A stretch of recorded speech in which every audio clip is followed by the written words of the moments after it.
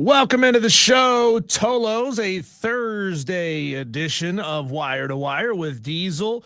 Right now, just me, Diesel, because Cole Bryson finds himself in a bit of a sticky situation. Cole Bryson, right this minute at 3 o'clock, is in court. He's got a hearing. He's going to put the system on trial. I told him that he should take our second place South Carolina Broadcasters of the War of the Year award trophy and put it on the dais when he's trying to plead his case of why he should beat the Chargers. But the question for you, Tolos, do you think Cole Bryson will beat the Chargers, or will he have the book thrown at him? Text into the show, 844-326-3663 on the Joy Law Firm text line, or message in on the stream. Go to Facebook, Twitter, or YouTube and jump into the stream. Dear God, they gotta let Brooks Koepka change shirts mid-round. This is awful. If you're not watching the U.S. Open today, it is absolute brutality out there. The scores are high. We got fans picking up Rory's golf ball. We'll get deeper into this coming up in the next segment of the show. But nothing is worse. Nothing is worse than this uncooked bacon shirt that Nike has put Brooks Koepka in. If you're not watching this, it is bad. It is bad. Like, think about this. There's not a lot in this world that I won't cheap out on, right? Like when I go to the grocery store, I don't buy very many things that are name brand. I only buy name brand toilet paper, and I buy name brand, national brand bacon, because life is too short to skimp on cheap toilet paper and cheap bacon. But Brooks Koepka's shirt right now, it's white and pink vertical stripes across the chest. Oh, there's probably 5 or 6 pink stripes, big, wide, fat pink stripes with little bitty strips of white in between. And I can't shake this thought that it looks like cheap, uncooked bacon. Brooks, like, is this part of the deal? Like, is this part of the hazing of coming back to PGA golf, that you got to let Nike make you look like this? Gosh, it's awful. It's truly awful. But welcome into the show, Tolos, on this Thursday edition, our final show of the week here, because our company has been gracious enough to give us all off Juneteenth tomorrow, Juneteenth, celebrating the official very end of slavery in the United States. Like, apparently there was a group that didn't know that it was over, and they finally got the message, and they were the last group, last farm plantation of slaves who found out that slavery was over, and we're celebrating it tomorrow as a company. I'll take it. I'll absolutely take the day off. But let's start with this. So you ever hear that saying, when you point the finger at somebody, you got 3 that point right back at you? Like, do it for me if you don't mind. If you're driving, you can do this one-handed, right? If you're watching on the stream, you get it. Like, I'm pointing at you on the camera, and I've got 3 fingers pointing back at me. Like, it's not a hard concept to understand. But right now, for some reason, Brendan Sorsby's agent, who has just had his client go through probably hell and back on this gambling issue, like, I hope through all of this that Brendan Sorsby actually is getting the clinical help he needs for a gambling addiction. Like, I'm not a gambling addict. I was endorsing a gambling app service for a little while, and I felt myself going down that path. And I said, you know what? I don't want to throw my real money at this that I don't have. So I'm gonna knock this off. But some people, they get into that dopamine hit, like, right? They win, ka-ching. Oh my God, it's in your brain, and now you feel good. Like, there were all these reports for years that social media, like on Facebook, unleashed the same chemical in your brain as sexual contact, and gambling is doing the same thing.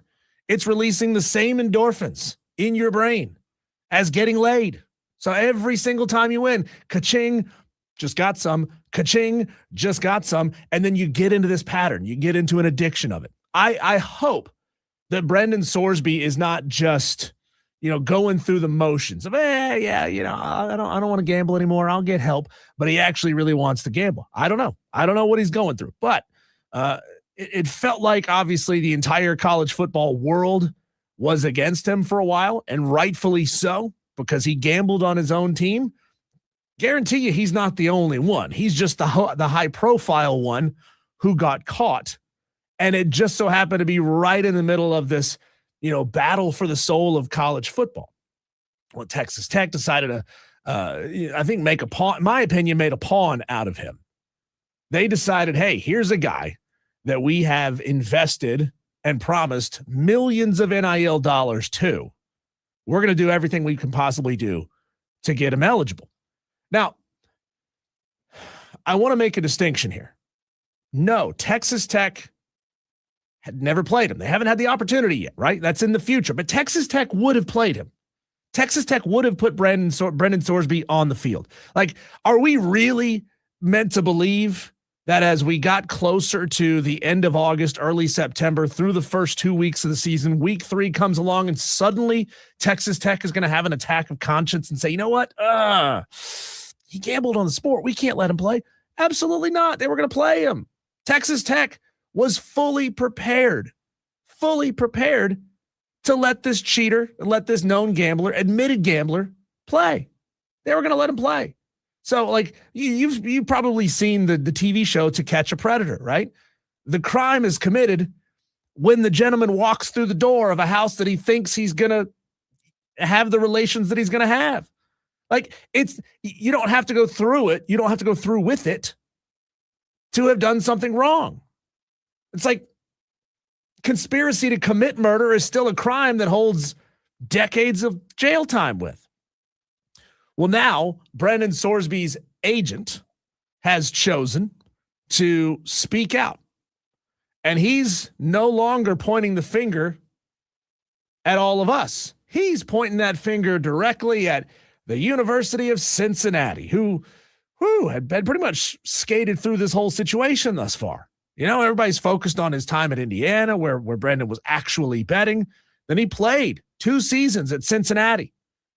Then he gets the NIL bump and leaves and is headed off to Texas Tech. But Cincinnati, they were probably thinking, whoa, we have Neo in the Matrix dodged this bullet. Nobody's talking about us. We played him, but nobody's talking about us. But Brendan Sorsby's agent, a guy by the name of Ron Slavin, which just sounds like a skeezy guy, right? Kind of sounds like a scumbag. He went on 105.3 The Fan in Dallas, one of our sister stations, and he did an interview in which he says basically Cincinnati knew all about it. Yeah, Texas Tech never did anything wrong. They were just gonna play him. Cincinnati, though, they're the ones who did something wrong. And look, maybe it's our political climate over the past 10 years or so. Maybe I'm jaded here. Maybe I'm 100% wrong on this. Maybe this is something I need to work through, but I'm not buying it for a second. Ron. Now, maybe Cincinnati did know. Maybe that's not the part that I'm not buying. I'm not buying that now, 10, 11, 12 days into this saga, now you choose to indict Cincinnati on this. Like, where were you on this a week ago, bud? Why weren't you pointing the finger at Cincinnati a week ago? Like, Texas Tech has been in the news, taking all this heat on social media for a long time now. You let Cincinnati get away with it for a while. You never said a word about Cincinnati. But now, see, my brain says, what if there was a Cody Campbell-funded slush fund that is PR for Texas Tech, right? Like, he was scummy enough that he was going to play the kid. Are we meant to believe that he's not scummy enough to pay the agent, who are, like I said, known scumbags? He's not going to pay the agent to say, whoa, stop talking about Texas Tech. They didn't do anything wrong yet. Talk about Cincinnati. They already did things wrong, past tense, for 2 seasons. They knew all about it. Now, Cincinnati has since come out and refuted some of these claims, but I'm going to play some audio from the interview. Not going to play all of it, and I'm going to break it up a couple times here and there, but he talked about a lot of different things.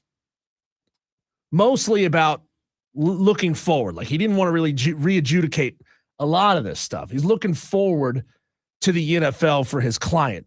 But here is what Ron Slavin of Lift Sports Management on our sister station, 105.3 The Fan in Dallas, had to say about the Brendan Sorsby incident coverage and what really stuck in his craw about this whole ordeal. It's about a minute long.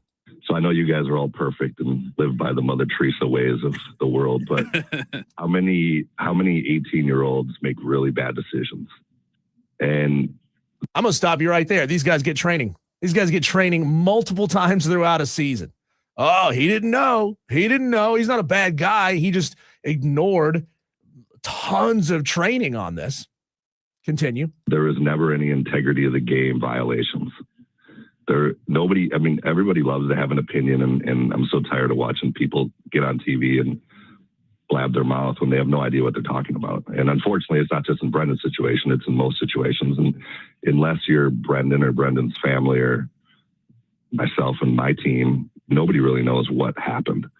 And the opinions out there were, you would have thought this kid committed major crimes and did the horrible things. And the reality is as an 18-year-old, he made some bad decisions from his dorm room. $90,000 worth of bad decisions, by the way, when he wasn't traveling with the team in Indiana. But besides that, there's just so much more to the story that will come out later, that Brendan wasn't doing anything that was hurting the integrity of the game. He never bet on college football once he got on the roster or once he was on the active travel roster at Indiana, and then he never did it at Cincinnati. So this was something he did at 18 that was really dumb, but it also is something that now he's paid the price at 22 years old. Never did it at Cincinnati yet. At some point in that interview, I don't know if I have that exact clip, but at some point in that interview, he says that Cincinnati knew all about it. So why are you throwing Cincinnati under the bus if you say he never did anything wrong while at Cincinnati? What would be your motivation to do that? Ron Slavin, agent of Brendan Sorsby. That's really interesting. I'm going to go to the phone lines, and Tolo, you're going to have to identify yourself because it's just me rolling solo here today. No call screening, no idea who this is. What have you got to say? This is Rick from Greer. Hey, Rick. Let me ask you a question. What did he do? What did Cole do? What did Cole do? Oh, so you don't even want to talk about Brendan Sorsby. You want to talk about Cole Bryce. No, I want to talk about Cole Bryce. What did he do? They're both in trouble. That's fascinating. Cole is the Brendan Sorsby of Wire to Wire. He got busted speeding, like bad speeding. Bad speeding, Rick. He got a 4-point ticket, and he got reckless driving, or just he got a 6-point ticket. That's reckless driving. He got a 6-point ticket. Cole just texted this to me, Rick, so I can quote him accurately, okay? Cole got pulled over doing 70 and a 45. Uh-oh. Yeah, 70 and a 45. What was he? Was his girlfriend pregnant or something? Or was he going to the hospital or something? You know what? Maybe he was going to, I don't know, deliver life-saving medicine to a children's hospital or something. Yeah, that's what totally. he ought to say. Yeah, totally. He ought to come to me and got a good excuse. I would have gave him a good one. Look, every radio man worth his salt knows that you always have something in the car with your identification on it. You know, like we all have media passes. You hang it from the rear view so that when the cop pulls you over, he looks at this little shiny thing dangling from the rear view and says, "Oh, I know you. I listen to you on the radio." And then you get out of it. Or just have a dozen donuts in the car. Okay. That's a stereotype, Rick. That is a stereotype, and it's not fair. It's not fair. Okay, one question, Sure. I'll leave you alone. At least I know what Cole did. He ain't getting out of that. Well, we're going to find out. I think he's going to be on the show. So he's not going to jail, right? He's not. No. But reckless driving, his insurance will, if it was a 6-point ticket, that's reckless driving. Yeah. That is not going too fast. But that 6 points, his insurance is going to go up like crazy. Now, Rick, you deliver life-saving medicine yourself for a living. You deliver pizza for Domino's, right? I mean, yes, I do. Yes, I do. Back in the day, Rick, they had the 30 minutes or less or it's free thing. Like, I speeded all the time. You sped all the time. You had to. Yeah. There was people sitting on their porch they'd have their watch looking at you. And I'd say, we go by our time. Not today. Not today. Oh, so you guys had all these tricks to get out of it, huh?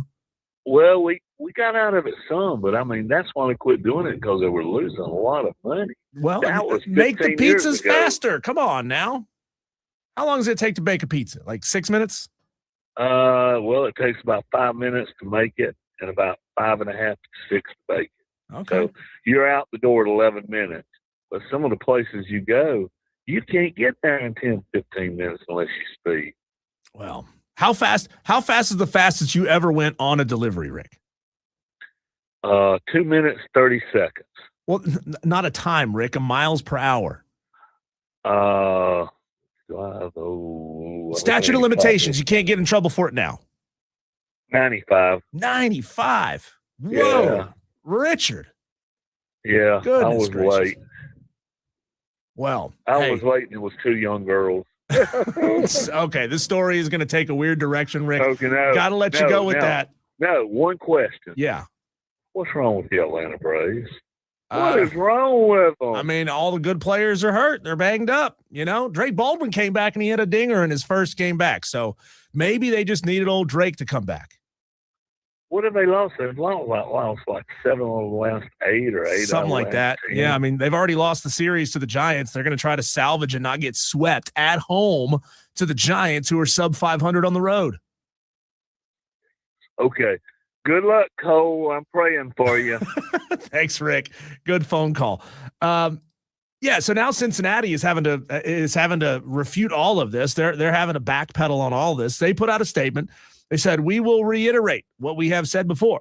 All of our student athletes receive extensive gambling education multiple times throughout the year, and we would never knowingly play an athlete who violated NCAA sports wagering regulations. If we ever became aware of impermissible wagering, we would report to the NCAA and comply with sanctions." NCAA sanctions they would comply with. Cincinnati also says that they effectively use that Prohibit technology app or whatever they put on student athletes' phones to monitor whether or not they are on gambling websites. They say that, they did pop a couple of red flags across all of their sports teams. One of them was Sorsby. Never found any evidence of gambling on his device, and he never popped again after that. So who's telling the truth here? Is it Slavin? Is it Cincinnati?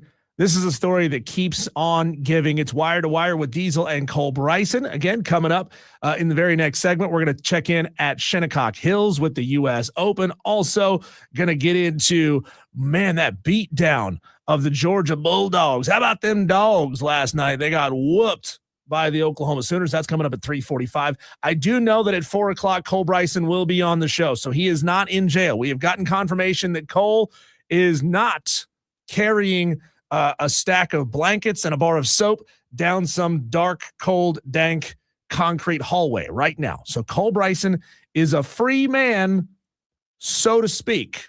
We'll get some details from him later on in the show. And of course, Jeff Callen, the senior associate AD and senior associate AD for communications at Clemson, will join us on the show coming up at 4:22. Some changes going on with Clemson, with tailgating, with ticketing. We teased it late in the show yesterday, but we're going to go right to the man himself and find out all about it. So let's get off the break. And when we come back, U.S. Open updates. Oh, it's a bloodbath out there at Shinnecock Hills, and I love it.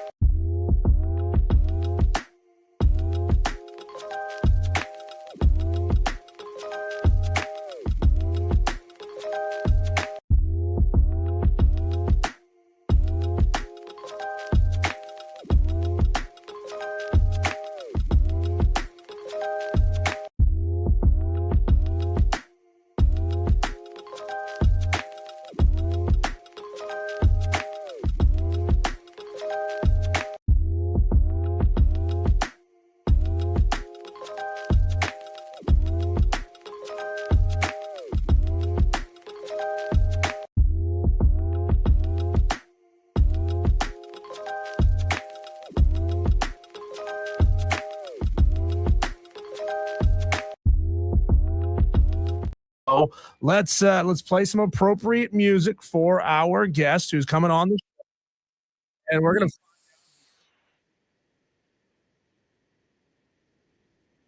doing life in a fun way. Welcome to the show, Cole Bryson. That's a good music.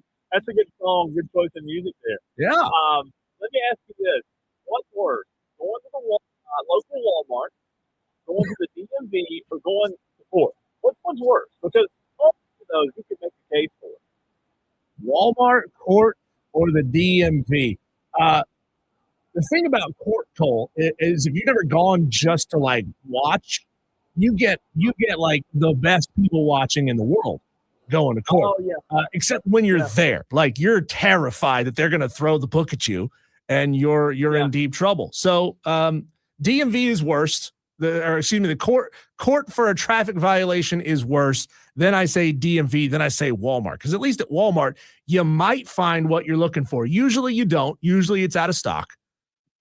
But that's the best. That's a good ranking, though. Yeah. I like that. It's a good ranking. At least Walmart, you can walk out the door on your own, right?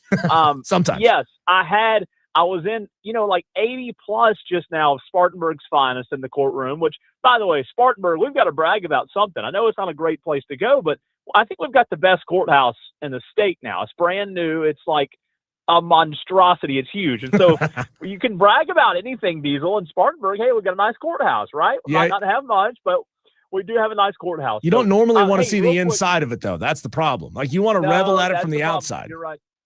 You're right. And that was my first time today inside. I did get a very nice officer who told me for my speeding ticket back in May, if I do a defensive driving course, like I said on the air earlier last week, he would drop the fine and the points, which is just magnificent. It was 6 points. 6 points. I mean, that's a hefty fine. Now, I was going way too fast, right? Yeah. Way too fast. And I shouldn't have been going that fast on Highway 9 of all places, right? But he did drop it. So I walked out scot-free. I don't know, again, if I would have gotten as nice of an officer every time, but I did my defensive driving course this morning and I studied up on red lights and yellow lights and how to, hold your anger in if you're in a car. So I was in there with Spartanburg's finest, and I got the ticket dropped, Diesel, and that was a big fine too. Several $100s and 6 points. That would not have been fun to the insurance company. So the plot thickens there, Cole. Were you involved in a road rage incident, or were you you're like Ricky Bobby? No. You just wanted to go fast. Just Ricky Bobby. I was just speeding. It was late at night. Yeah, 3 or 4 weeks ago, and it was late at night, going way too fast. I had actually just gone fishing and was on the way home, and it was late, and I thought, I can go what I want on Highway 9, and 50 got me, but like I said, I got lucky. I got a good officer. You don't always get a good officer. I did. And so with that being said, I didn't have to pay or take the points. Thank God. The $27 defensive driving course was well worth it this morning. Did you take our SCBA award with you and let them know who you were? I thought about it. I just didn't know. Like I had flashbacks going in because I, grew up watching Judge Judy like everybody did. It was on at 4 o'clock every day. So I just didn't know if it was going to be Judge Judy. There were 80 people in there though. Whoa. 80 people. It was packed. Yeah. So they had 2 judges, thank God, and they were knocking them out pretty quick. I mean, it was rolling pretty good. That was the first time I've ever sat in a real courtroom before. And they were fast. They were efficient, man. Spartanburg, shout out to Spartanburg. We've got a nice courthouse, fast judges. I'd hate to be a judge though. I mean, you talk about a miserable job to do that every day. Yeah. Speaking of miserable, Scotty Scheffler just missed a 6-footer, and he missed it bad. He missed it 2 balls to the left. Just didn't read the break at all. Yeah, exactly. I thought he was going to turn around and yell at his caddy about not reading the wind right. Cole, I have to admit, I have also had to go to traffic court before because I got pulled over in the one county in North Carolina that they say you never, ever, ever, ever, ever speed in because they will get you. Caldwell County in North Carolina. They say don't speed in Caldwell County. And I got busted for speeding in Caldwell County. And I went to court and I got out of it, I didn't have to take a defensive driving course, but I had to do that thing of your own recognizance, where if they'll drop the charge, but if you get caught doing it again within 2 years, then you get the book thrown at you. And luckily, Yeah. that I've run out that clock. Yeah, I was leaving downtown Spartanburg, trying to get home to jump on the Comrex with you. I was kind of rushing. I told myself, Cole, I had to remind myself. You just came from court. Just left court. Slow down, and I'll just call you. That way I can be on the phone with you for a segment while I'm on the way home to join you on the Comrex. But yes, it was something else. Hey, let's not bring up the whole Georgia thing. I was wrong as wrong can be last night on that. I mean, you talk about a shocker. Mm-hmm. I know you mentioned that. We'll do that, 3:45? Is that right? Yeah, we'll do it coming up in the next segment. We can jump back on it a little bit later on in the show. But, man, what a butt whooping. The Sooners went kaboom all over Georgia. So how is Scotty? Where is Scotty? And forgive me, I'm driving home, like I said, to jump on the Comrex with you. Where is he? Is he near the top? Do you have his position pulled up? Stand by. I'll have it for you I always in a moment. I always put you on the spot. Yeah. Let's see. Scotty Scheffler is T37 plus 2, Okay. 2 over par through 15 holes. The leader is 3 under. So he's 5 shots off the lead, and he's still got a couple of holes left. The leader is Rory McIlroy in first place. No. He is through 16 holes, 3 under on the day. He hit an eagle on the par 5 fifth. So a 3 on the 5th. He went birdie on 3, eagle on 5, birdie on 11, 12, and then bogeyed 13, 14. I did say that out of order because he started on 10. So he is on 7, but on his 15th hole. Well, look at Rory go. Yeah. He must have camped out there the past 3 weeks and played that course for the past 3 weeks in a row to get ready for it. It does beg the question, though, like, these golfers, I don't think, like, when you look at the top golfers in the world, I don't think there's much, and I'm not a golf expert, but Diesel, tell me if I'm wrong here. I don't think there's much that separates the top golfers in the world, right? Like, they're all really, really good. They're elite golfers. They're the best in the world for a reason. But it is interesting to watch on a course like this where the difficulty level is pretty high. It's interesting to watch a guy like Scotty versus a guy like Rory. And like you said, Scotty's only 5 shots back, so he's certainly not out of it. He can make that up in 3 days, no problem. But what Rory does on day one, you remember Rory had a really good day 1 and day 2 in Augusta. Now, he struggled big time in day 3, came back in day 4. But Rory starting off well, I think it's interesting on a course like this, Diesel, with the level of difficulty the way it is, if you can start off well, does it buy you some time throughout the course of the weekend?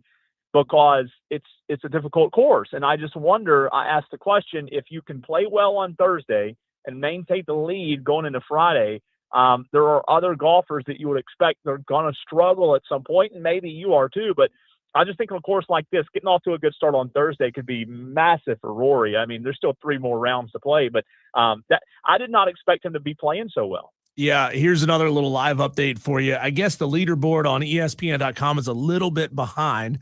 According to the live leaderboard on television, Rory has fallen to 1 under, so he fell 2 strokes. He either bogeyed number 8 and number 9, or he double bogeyed number 9. I'm not sure which. We're going to find that out as this updates, but it's a little bit behind on there. But looks like Sam Stevens is in the lead at 2 under par. Rory is in second place, 1 under par. Let's see here. Near the top of the leaderboard, Ben James, who's been playing really well lately. Scotty Scheffler, T37. The story, Cole, and again, I get it. You've been at traffic court. You haven't seen this yet. The story is Brooks Koepka's ugly-ass shirt. If you haven't seen it, it is a pink and white vertical striped shirt. But it's not like solid line vertical stripes, like something straight out of the 80s.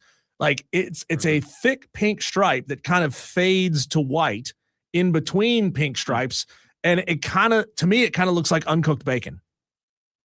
Did he get from like Dillard's or something? I mean, they come from Dillard's or JCPenney. I mean, this is Nike apparel, man. I said this must be part of his penance for going to live for a while.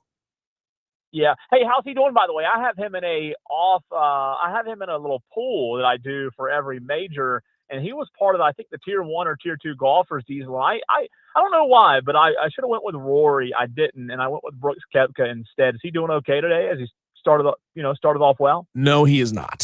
He is plus 3. He's +3, so he's T50 on the day. Yeah, he's done though. Great. He's That's done great. at +3. Yeah. And are you watching? Do you have it pulled up? By the way, I mean literally, I'll have it pulled up in 5 minutes. Are the conditions as bad as they said, like wind and stuff like that? It's very windy. Yeah, it's very windy. Yeah. Some of the early shots this morning, you had players hitting in thick fog. There's a video out there of Harry Higgs, who hit an approach shot, and he put it pen high, like 6 feet from the hole to the left of the hole. A beautiful shot until the backspin caught it and it rolled 40 yards back from the green. Wow. So that is awful. I'll tell you what, I don't know if we have any Tolos that are golfing this afternoon or not. Hopefully not. The wind right now, and like I said, I'm almost home and I'm going to hop on the comm brakes with you. The wind's awful, and I mean awful. I think we have some pretty nasty.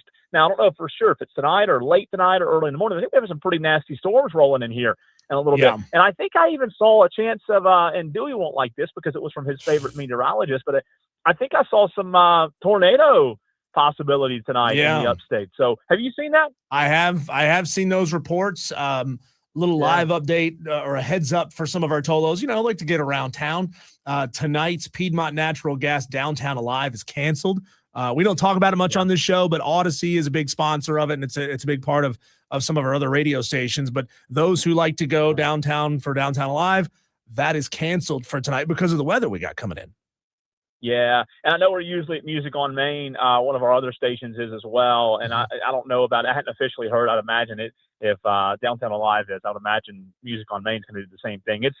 I can see some pretty not dark clouds, but the clouds getting kind of starting to fade more just toward a gray color. So hopefully the Tolos stay safe tonight, and let us know if you start seeing some weather come in throughout the course of the show. I don't know exactly what time it's supposed to hit, but it's nice right now, just really, really windy. Back to Rory for a second, Cole. I'm not surprised that he had a good first day. I mean, a good first day being 1 under par and right there at the lead. It's a links golf course, which he's used to playing. Obviously, there's a lot of links golf in Northern Ireland. The conditions, probably seems like being at his home golf course and playing in left to right, right to left, swirling winds. Just brutal, tough conditions. These links golf courses are perfect for Rory as well because he's a big hitter, but Cole, he's left and right. He is all over the place. These super wide fairways are a little more forgiving for Rory's kind of driving inaccuracies on days where he's not hitting particularly well. But as we all know, the problem is you go off the fairway, you're in 5 foot high, knee high grass, and you're in deep trouble. Unless somebody picks up your ball for you, which did happen earlier today. A patron, or not a patron, they don't call him that there, but a fan picked up Rory's golf ball. He went wide right off the tee, bounced one off the cart path. Luckily, there was no one around, but it landed on some trampled grass. Kind of like I think JJ Spawn had a shot like that last year at the U.S. Open, and a fan just sees it and she just walks right. Like grown woman, just like walks right up to it, picks up the ball, like, hey, look at this thing that I just found. And everybody's like, no, put it down.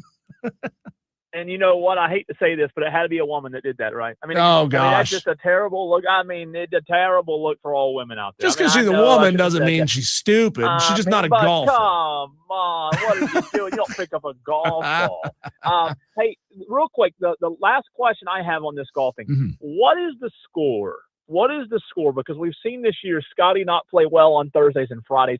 What is the score that Scotty needs to stay near in order to give himself a chance to come back on, let's say, Friday or Saturday, or even Saturday? Like, if he goes 2 rounds Thursday and Friday, like right now I think you said 5 under. Is that right? Something like that. So I just wonder, Diesel, what the score is, or just an estimate of what the score needs to be for him to keep it, to stay in the hunt is what I'm getting at. To stay in the hunt, because if he drops too far back, he's probably not going to have a chance on this course. Scotty is, like I said, +2 on the day. He on the back 9, he double bogeyed 8, and that's what put him in a tough spot. A 6 on a 4. But he birdied 12 and 14, bogeyed 13. I think Scotty needs to be somewhere. He needs to be within 3 shots of the lead because this course is chewing people up. Yeah, now, I don't know what the weather is going to be like for tomorrow, Saturday, and Sunday. Maybe if it improves, scores get better. But I mean, these greens are still glass, and they're still undulating, and they still can really punish you if you have significant backspin. You can put it right there on the hole and zip it right off the green. I think if Scotty can stay somewhere around 1 under every day, just 1 under every round, I think he's got a real shot. Yeah, I think so. I like your assessment there. 3 to 4, within 3 to 4 of the lead. Mm-hmm. Anything else, you fall below that, you might be in a little bit of a hot water. We were talking about your adventures in court earlier in the show, Cole, and Rick called in. Rick, who is a professional driver, not of NASCAR, but of pizzas. Rick said that back when Domino's had their 30-minute or less guarantee, you're too young to remember that, but they used to have a guarantee that after you hung up the phone, they would have your pizza to you in 30 minutes or less, or it was free. And he said that he got his car, his bad motorcycle, up to 95 miles an hour to get a pizza somewhere on time. And you know what, like, again, with Rick, you wouldn't put it past him. You don't know if that's true. You don't know if that's false. I mean, you just never know with Rick. But, like, if you told me it was true, it wouldn't surprise me one bit. Yeah. So, Cole, Rick. Good to know that you're still with us. Good to know that you are not having to clench to keep your propriety, and you're free. So we're going to hear from you on the Comrex here in a couple of minutes, huh? I'm here. Oh, good. Right. I'm here. Okay. And we're ready to roll. Okay. Cole, we're going to drop you here, and we'll catch you on the Comrex here in just a couple of minutes. Appreciate the call in to let us know that you're doing okay and that you're not in jail and that the show must go on. It's going to be fun. It's going to be fun for Cole with this class that he's got to take. He's got to learn to control himself in the car just a little bit. A good question for you, Tolos, as we wrap up our conversation here about the U.S. Open, right? Talked about the blunder of the fan who picked up the ball. Now, we're not entirely sure, not 100% sure that she did pick up the ball, because in true PGA live footage fashion, they cut away from her the moment that she bends down to pick up the ball. So maybe somebody shouted at her. Maybe somebody shouted, "No, don't touch it. That's a live ball." Maybe she knew not to touch it. It's kind of like Schrodinger's cat, right? If you didn't see it, she both touched and didn't touch the ball at the same time. You're just never 100% sure. Biggest blunder, that or Phil Mickelson infamously re-putting a ball that was still moving, that was in danger of rolling back off of the green. Because Phil did that. That's cheating. You know what? Phil putted a ball that was rolling backwards off the green while it was still moving. I didn't see it. I don't know. I'd have to go back and watch footage. Like, was it just barely moving, like the end of Caddyshack, where the ball's just like sort of dangling there on the edge of the hole, almost going in with the right vibration in the ground? Or was it like moving? Because that should be instant DQ. Bigger blunder, Phil Mickelson re-putting the ball, or this lady picking up Rory's tee shot on number 4 today. Betting favorites for this round: Scotty Scheffler, Sam Burns, Russell Henley, Patrick Cantlay, Tom Kim. We've already checked in on Scotty. He's not playing well, but hey, he's within 4 shots of the lead. That's the problem here. Let's see. Harris English. Harris English is 2 over par. He's T42, betting favorite for this event. Let's see. Sam Burns. Let's check in on Sam Burns.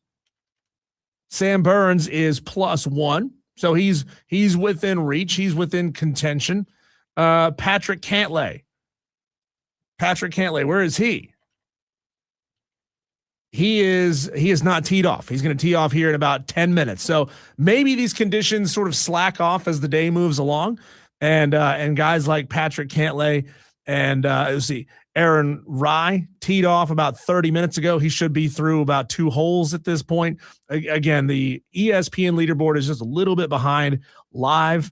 Maybe these guys that are playing a little bit later on in the afternoon can miss out on some of the worst weather. It's still windy out there, but they're not dealing with the cold and the damp and the fog that some of the players were playing with earlier today. So we'll keep an eye on it as the show moves along. But on the other side of the break, we got to talk about what happened last night.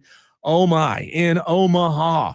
Oh crap, we just got our brains bashed in. The Georgia Bulldogs came in as one of the most prolific home run hitting teams all season long. And they got blasted by a team hitting the long ball. We'll talk about it next, right here. 97.7 FM in Greenville, 97.1 in Spartanburg, and everywhere on the free Odyssey app.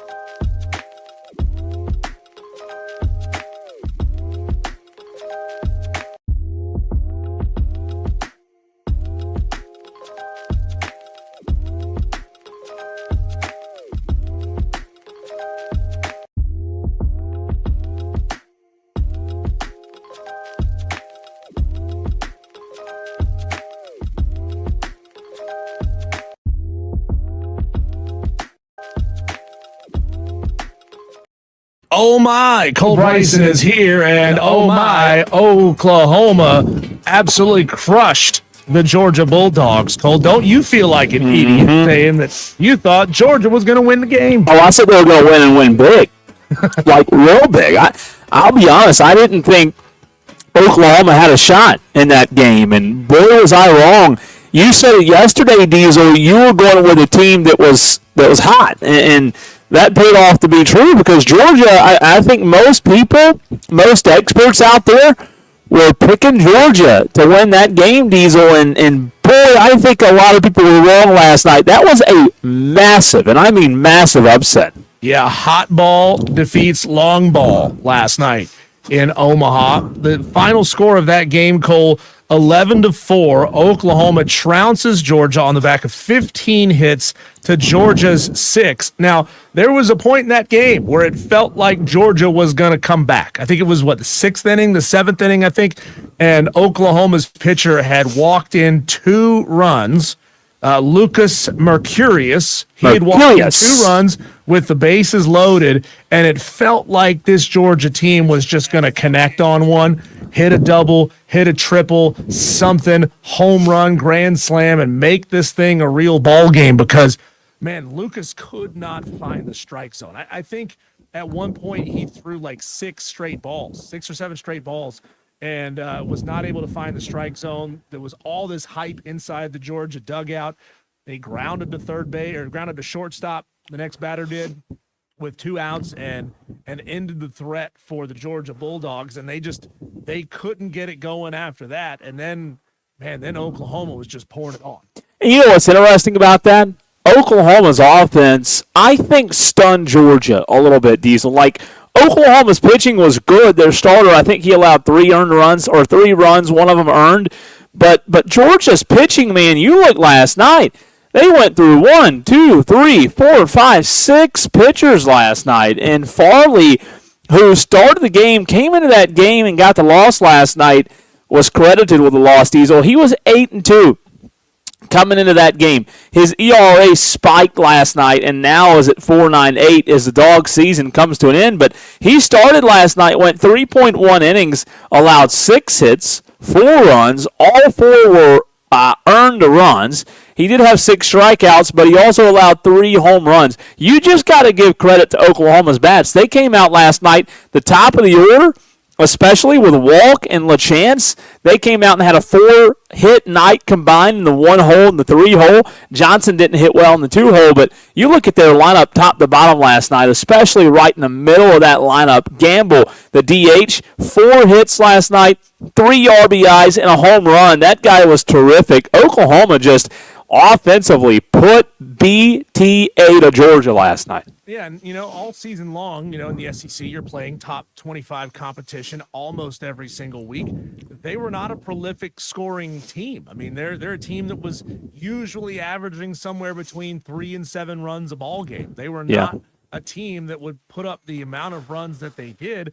All of a sudden, you get them to Omaha, and dear God, they're absolutely crushing the ball. Yeah. I mean, 9 runs against Alabama. They beat Georgia 4-3 a couple of days ago, 11-4 as well. Excuse me, that was in the 2 games, 4-3 and 11-4 wins against Georgia. 8 runs against Kansas, 13 runs against Kansas. All of a sudden, they found their bats. They realized that we can unpack all of them, and they were absolutely crushing. Now they're going to have to deal with North Carolina, who has done a phenomenal job really holding teams down in Omaha and all season long. Ole Miss, high-scoring team, held them to 2 runs back on the 12th. West Virginia, in the 2 matchups they had with them, held them to 2 and 7 runs. And remember, West Virginia had just put up a 12 spot on Troy a couple of days ago to get to this game. When they face North Carolina on Saturday, they're going to have to face a guy that's likely a 1st or 2nd round guy in the Major League Baseball draft. Junior right-hander Jason DeCaro, expected to start game 1 for the Tar Heels against Oklahoma. 9 Ks in his last appearance, Cole, tied his career best. That was against Ole Miss. 11-2 record on the season, 2.28 ERA, top 50 draft prospect in this upcoming draft. Big kid, 6'5", 230, can touch 97 miles an hour on his 4-seam fastball. Oklahoma's going to have their work cut out for him. Diesel, let's get into the Atlanta Braves. Also some big news, and I mean massive breaking news from the MLB. Tolos, we'll dive into it next right here on the Fan Upstate.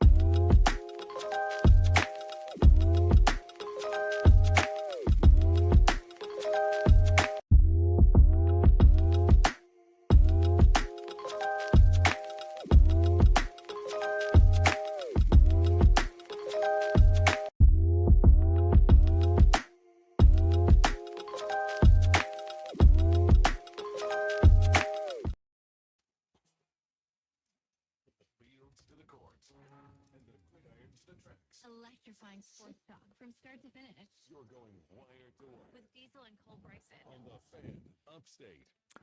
You know, Diesel, I am disappointed. You and I have informed and told the Tolos that we have tomorrow off as a company-wide holiday for Juneteenth. Yep. And we have not. Kevin brought this up. We love Kev. We have not been invited to any Juneteenth cookouts, Juneteenth pool party, Juneteenth lake days, boat rides. We hadn't been invited to any. And I'm really disappointed in the Tolos for that. I wonder how many of our Tolos bosses are as generous as ours are and have given them tomorrow off. That's a good question. Juneteenth. I mean, I don't know that it's a super common thing, as I know it's a national holiday. It is. How many bosses actually give it off? It's a federal holiday, for those that don't know, in the United States, commemorating the emancipation of enslaved African Americans. It marks the day in 1865 when Union troops arrived in Galveston, Texas, good old Galveston, to enforce the Emancipation Proclamation. We all know what that is. We all took U.S. history, right? Freeing the last enslaved people in the nation. It's good for people to know what that day is. A lot of people don't know what it's for, and a lot of people that do know what it's for think that it's for something else, but it's not. So we're off tomorrow, and again, Tolos, if you've got a big – yeah, that's a good question too. Let us know if you have tomorrow off. Is your boss, like Diesel said, is he giving you the day off for Juneteenth? We're very lucky at Odyssey to be given that day off. And let me tell you, Diesel, if Odyssey wants to celebrate any holiday, I'll celebrate. I mean, I'll celebrate it. I will do anything. If they're going to give us a day off, hey, you figure out whatever it is. I'll celebrate anything to have a day off. So all for that.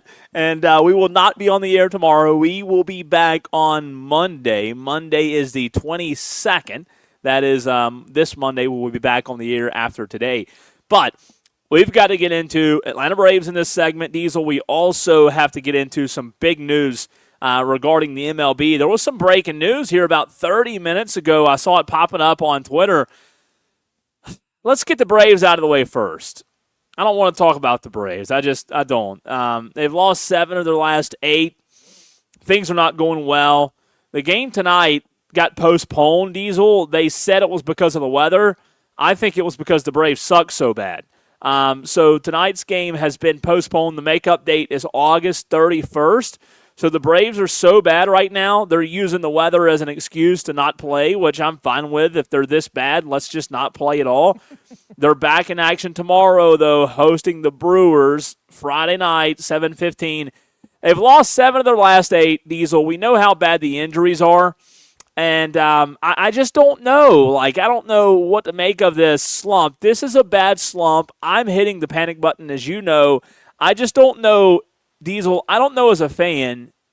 I don't know if this is something that we should panic over or one of those things that just happens in the game of baseball. Yeah, it does happen. But here's the thing, Cole. We all expected it at some point that this Braves team would slump. Right? I mean, so it's not unexpected. It happens every year with every team. You don't want it to happen to your team, right? You wish that you were that team that could avoid that inevitable slump, but it happens, right? I mean, just as what is something our boss says to us all the time? You're never as good as your best ratings book. You're never as bad as your worst one. The truth is somewhere in the middle, and that's true of Major League Baseball teams. You are never as good as that team that's going out there and beating everybody 12-2, and you're never as bad as that team that's getting swept, by teams that you shouldn't be swept by. And that could happen against the Giants. They're not a good road team this year. That could happen that the Braves get swept by a team that's bad on the road. You're not that bad of a baseball team. What I'm trying to say. Yeah, no. That phrase is used a lot in sports as well, Diesel. You mentioned it with a job, but it's used in sports a lot as well. If a team's having a really good run, they usually say, and I've heard coaches say it all the time, you're not as good as you think you are, and then when things are bad, you're not as bad as you think you are. So hopefully that's the case. Getting Drake Baldwin back, hopefully that can get some chemistry back in this lineup, get him, hitting the ball better, and hopefully that can spread. At the end of the day, there's talent on this baseball team. what I just am mind blown about last night, Diesel, Matt Olson is playing right field. I saw what? What? I mean, that just shows you how much faith they have in Kim right now. Matt Olson's playing right field, and you just watch that last night and think, oh my gosh, what is going on with the Atlanta Braves? So it's tough right now. They've got a good Brewers team this weekend. I hope things get better. Acuna's not coming back for a while. I don't know how long he'll be out on the IL, but things are definitely kind of, you have a 6.5 game lead, so you still lead the division, but if you keep losing, that lead's going to continue to dwindle down, and we talked about it. Leads are great, but you've got to maintain it, so hopefully the Braves can get things back on track. Tolos, let us know if you're a Braves fan, what your level of panic is right now if you are an Atlanta Braves fan. 844-326-3663. Diesel, this is interesting. This is the bigger news. Let's get to this. Breaking news. This was about a couple hours ago. In a new proposal to the MLBPA, which is the MLB Players Association, the MLB is proposing sweeping changes to amateur baseball, including no more high school draftees, a shortened 12-round draft, and a new international draft. So this is a part of the MLB and MLBPA's collective bargaining negotiations, Diesel, and Major League Baseball proposing today the elimination, this is the first big one, the elimination of high school draftee eligibility as part of a broader framework to significantly rework the amateur player acquisition system. The proposal would also cut the MLB draft from 20 to 12 rounds, slash draft bonuses by more than 50% compared to last year's totals, allow for more expansive trading of draft picks, and establish hard draft slots, which would mean that a draft pick signing bonus would be set for a certain amount as determined by the draft position. It would also establish an international amateur draft that would have the same amount of bonus compensation Diesel as the MLB amateur draft. So the first big one there, proposing the elimination of high school draftee eligibility. Your immediate reaction to that? They must not be happy with the way the youngest players who are coming into the professional ranks across, they don't all get drafted straight into the majors. So most of them go play high A ball or other leagues. They must not be performing, right? So they must be seeing that, hey, these guys are not mature enough to handle baseball at this level. And they want to try to get these guys some additional maturity by sending them off to college baseball. It's weird, though. And you know what I don't like? When these kind of things happen, you hear what the framework is of the initial proposal, but you don't hear the why, right? And you kind of mentioned it right there as to what you think that why may be. Like, I don't know where I stand on it yet, and I asked you where you stand on it. I don't know where I stand because I don't know the why. I want to know the why. And when you talk about eliminating a high school player's eligibility for the MLB draft, you said it. It's forcing players to attend college or possibly junior college before becoming draft eligible. You're reducing the size of the draft significantly, and you're shrinking the minor league development system, right? So when we talk about this, we talked to Diesel, we talked to Ian Unsworth and guys from the Hub City Spartanburgers organization quite a bit. And under the current rules, a player who graduates high school can be drafted immediately and sign a professional contract. Bryce Harper, Mookie Betts, Mike Trout, Bobby Witt Jr., that's how they all entered pro baseball. So my biggest thing in terms of the why, Diesel, I don't know what the why is, but my theory is money and player development. You brought up player development a little bit right there, right? You brought it up a little bit on the development side, but you look at owners. What's interesting about this, owners have already reduced the number of affiliated minor league teams in recent years. Drafting college players means this: older prospects, less time spent in the minors, lower development cost, faster paths to major leagues, and less risk, kind of what you brought up, compared to projecting 17 and 18-year-olds. So I don't know if the MLB would love Diesel for college baseball, kind of going back to your point, to become more of a developmental system, similar to how the NFL relies on college football. But I just want to know if the MLBPA will support it. Yeah, I think they're gonna. I think a lot of this. Why does anybody do anything? Money, right? You're right. It cuts costs with the amount of rounds that you have to have in the draft, the amount of players that you have to go out and study and scout.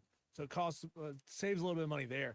But also, Cole, you got guys coming out of high school who are getting gigantic signing bonuses, who are unproven at the professional level talents, very, very raw talents.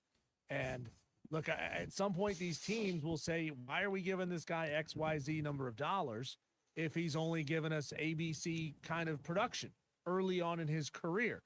So I think they're probably just hedging their bets a little bit, trying to keep it a little safer with how they dole out that money. Yeah, and you know, it all is going to come down to what the Players Association wants. So the MLBPA Diesel traditionally represents current professional players, not amateur high school players. So which voice will be heard here? I think that you might have a side that's willing to discuss the draft changes if it receives like major concessions elsewhere, like, I don't know, higher minimum salaries, earlier arbitration, free agency changes, revenue sharing reforms, protections against the salary caps. But there's been, to my knowledge, there's been no public indication that the MLBPA has formally proposed eliminating high school draft eligibility.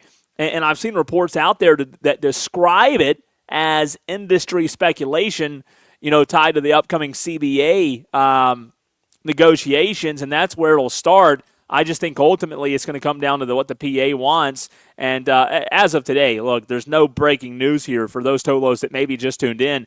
As of today, high school players are still draft eligible. There's been no official rule change adopted, no public PA Players Association proposal that's officially passed yet. But I don't know. I don't know if the MLB is trying to turn college baseball into its version of college football, and whether that'd be good or bad for the sport or not. It's interesting, isn't it? Look at the crowds that they're getting in Omaha. Look at the crowds they're bringing out to regionals and super regionals. I think anybody with a pair of eyeballs can look at it and say the college game, as far as attendance and attention, and that's only going to continue to grow, is not what it was 10 years ago, 20 years ago, 40 years ago. You know, it is now big business. And you know, I think they look at it like that right there is the best possible training.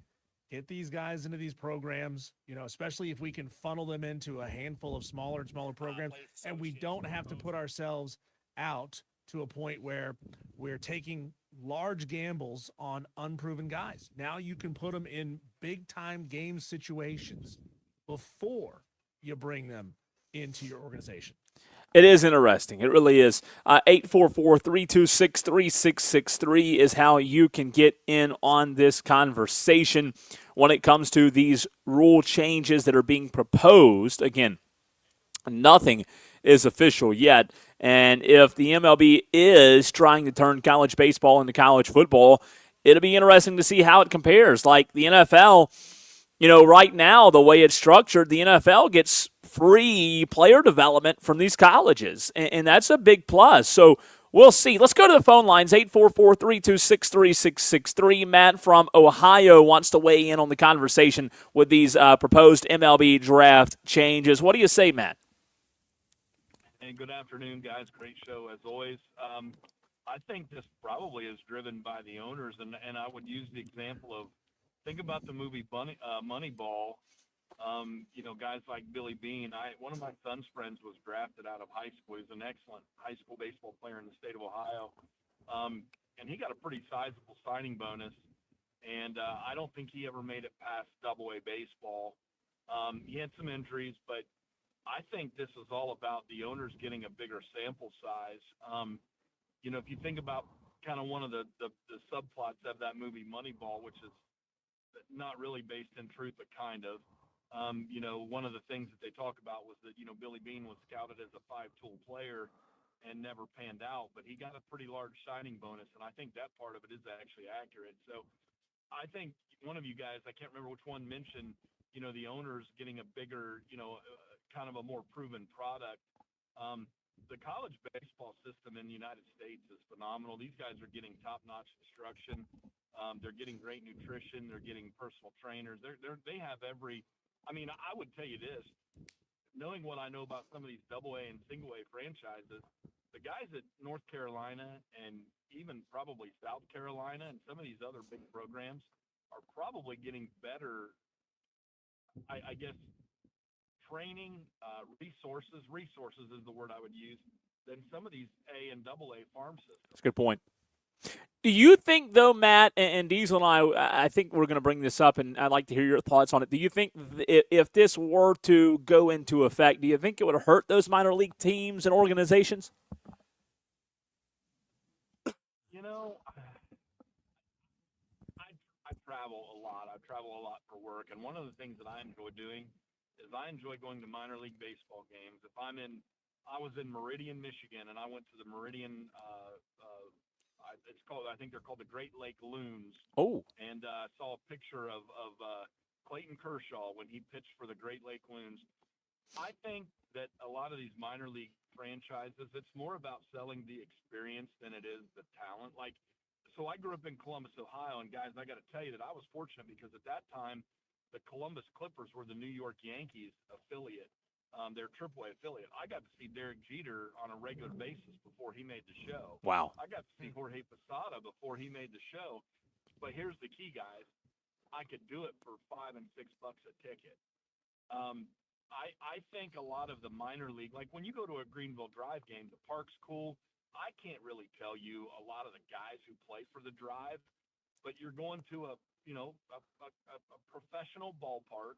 You're getting a lot of the experience of going to, I'm not going to say like Fenway, even though, Fluor Field is modeled after Fenway Park.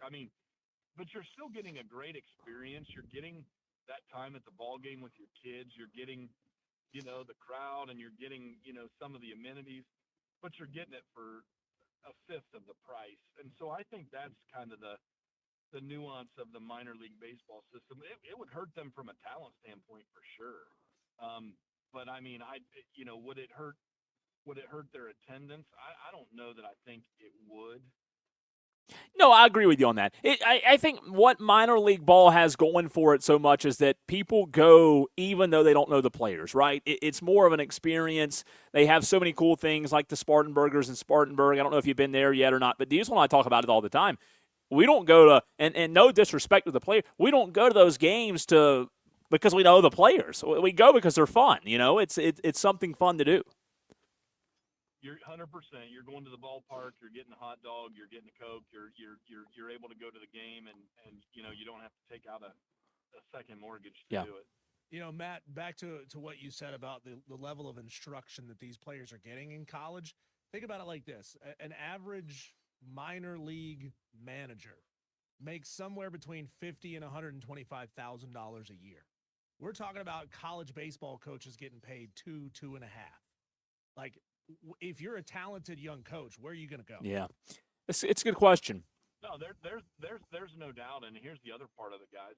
With NIL, unless you are a top, and my son's friend that got drafted was a pretty. He was. I want to say he was a second round kid, but and he got a pretty sizable signing bonus. I don't want to say how much, but.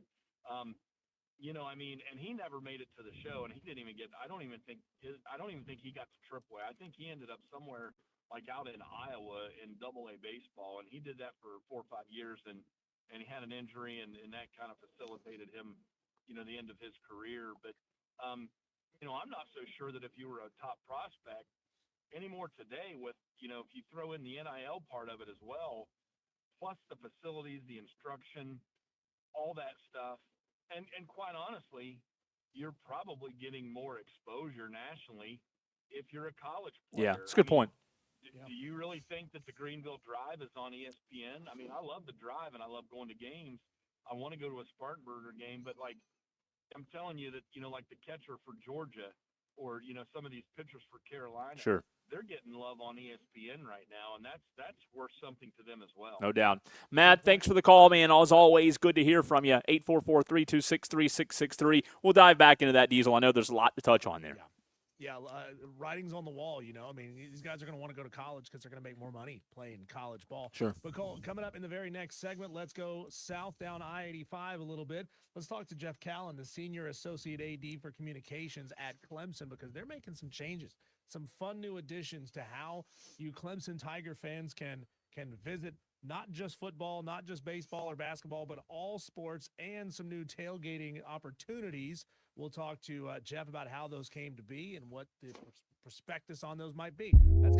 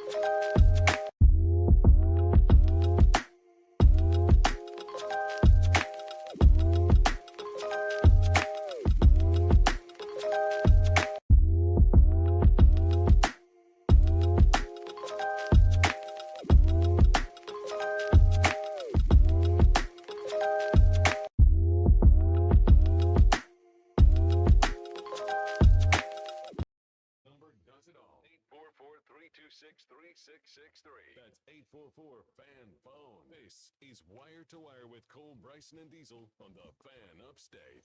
Fellows, it's time to talk Clemson athletics, especially some changes coming to you if you're going to be headed down to a bunch of Clemson football, baseball, basketball, track and field, lacrosse, all of the above games for the upcoming 2026 and 2027 seasons. We're talking right now to Jeff Callan, the Senior Associate AD for Communications at Clemson. Jeff, we had some time to get into some of the new changes, especially around this brand new ticketing opportunity, Paw Pass. And, I think we got an okay idea of what it might be yesterday, but I'm guessing this is your baby. So I want to let you explain it to our Tolos, especially the ones that are Clemson fans, and let them know this exciting new opportunity. No doubt, and sincerely appreciate the time this afternoon. Yeah, I mean, we've looked at different ways that we can go about getting like the Clemson fans. Like you have some that are there for just one sport, or they're really diehard in one area, not the other. So we've been looking for different opportunities to get people engaged in a lot of different ways in a lot of different sports. And so we've seen this model be successful at a handful of other places, and decided that we thought it'd be really interesting to bring to the Clemson community as well. We know that there's a lot of people that take a lot of joy in going to a lot of different sports, and sometimes not knowing either how to acquire those tickets or where to go or how to do it. And so kind of looked at it and said, hey, wouldn't it be great if we could get this all as kind of one thing? And so there's one subscription price, and then again allowing access to several of the events that you mentioned, whether that's baseball, men's hoops, women's hoops, football, gymnastics, softball, men's soccer, and lacrosse, those ticketed sports. Again, really excited about the ability to do that. We think it's a really strong value. And again, allowing us to maybe tap into not only a new audience, but maybe even a diehard audience that's looking to get to more than just one sport a year, or maybe thinking about branching out into interest in some other sports. Jeff, it's Cole here. Always appreciate your time and some insight on this and a few other things that we'll get into here in just a few minutes. I think the biggest question I saw yesterday that came from a few of our listeners that were Clemson fans also on Twitter, does this just get you access to purchase tickets, or are fans guaranteed entry because of the subscription they pay? That's a really good question. Yeah, so this acts as the ticket, as the access to that. It is not just the access to purchase tickets. It is actually the access. And so basically the way that it works is you sign up for a Paw Pass, and then you essentially have 3 slots per Paw Pass that you purchase. You can purchase up to 8 on an account. But you essentially have 3 slots, and then within those slots you put in the events that you want to attend. If it's gymnastics, softball, men's soccer, women's basketball, those are just included. You would get those. Football would be inclusive of Georgia Southern and Charleston Southern, and then would then have the opportunity that if you wanted to get into other games, as well as premium baseball, as well as premium basketball, you would have the opportunity to have access to tickets for an additional fee. But largely, most of those other ones are included as part of it. And that I would say, and all of that is subject to availability. So if we anticipate, though, that each of these that we'd be able to find a spot for somebody within the stadium. And, sometimes it would be you might get a seat assignment kind of a couple days before, or it may be a standing room only ticket. It kind of depends on the event time and then how the availability is looking. So, it is actually inclusive of admission for those sports. So, Jeff, I'm glad you talked about that, because that was going to be my next question. How does it work? If I have a Paw Pass, if I've bought one of these, do I need to check in a couple of days ahead of the event and say, hey, I'm definitely coming, find me a seat to sit in? Or do I show up with the pass and it automatically assigns me, or is it assigned sections? Really interesting the way that you're doing that you am I getting that right? You essentially find an unsold seat ahead of the event and then place somebody who buys a Paw Pass in it? That's right. Yeah. Long story short. Yeah. And it would depend on availability, whether that's a fixed seat or a standing room only. But yeah, you essentially would come up and you'd be assigned, so if you've got that, let's say, that you're a huge fan and you want to make it to a women's basketball game, a gymnastics game, or a gymnastics meet, and a men's basketball game in a weekend, you would put those 3 into your queue, and then as your seats become available, you would be notified of those, and you'd be able to have access to those events as part of that, just with that one pass. Then once you got into that first event, so let's say women's hoops were first, and now you have gymnastics and men's basketball still in your queue, you could actually now add in another event in the place of that one that you've just attended. So you can have any 3 events within your pass at a given time. Jeff, I'm curious, when you guys did the research, you mentioned a few minutes ago that you saw this with other programs and liked the idea and wanted to implement the idea.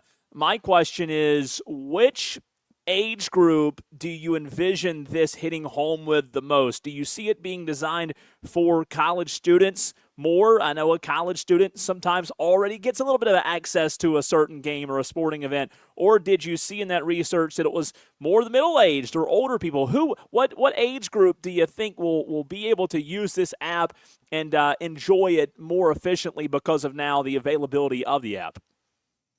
Yeah, great, really, really good question. And yeah, I mean, first of all, it's obviously available to anyone. I think what we've seen to your question in research is that it's a really good option for young alumni, and particularly those that live within, probably Greenville or closer, the ones that can make it to multiple events a year or would want to make it to multiple events a year.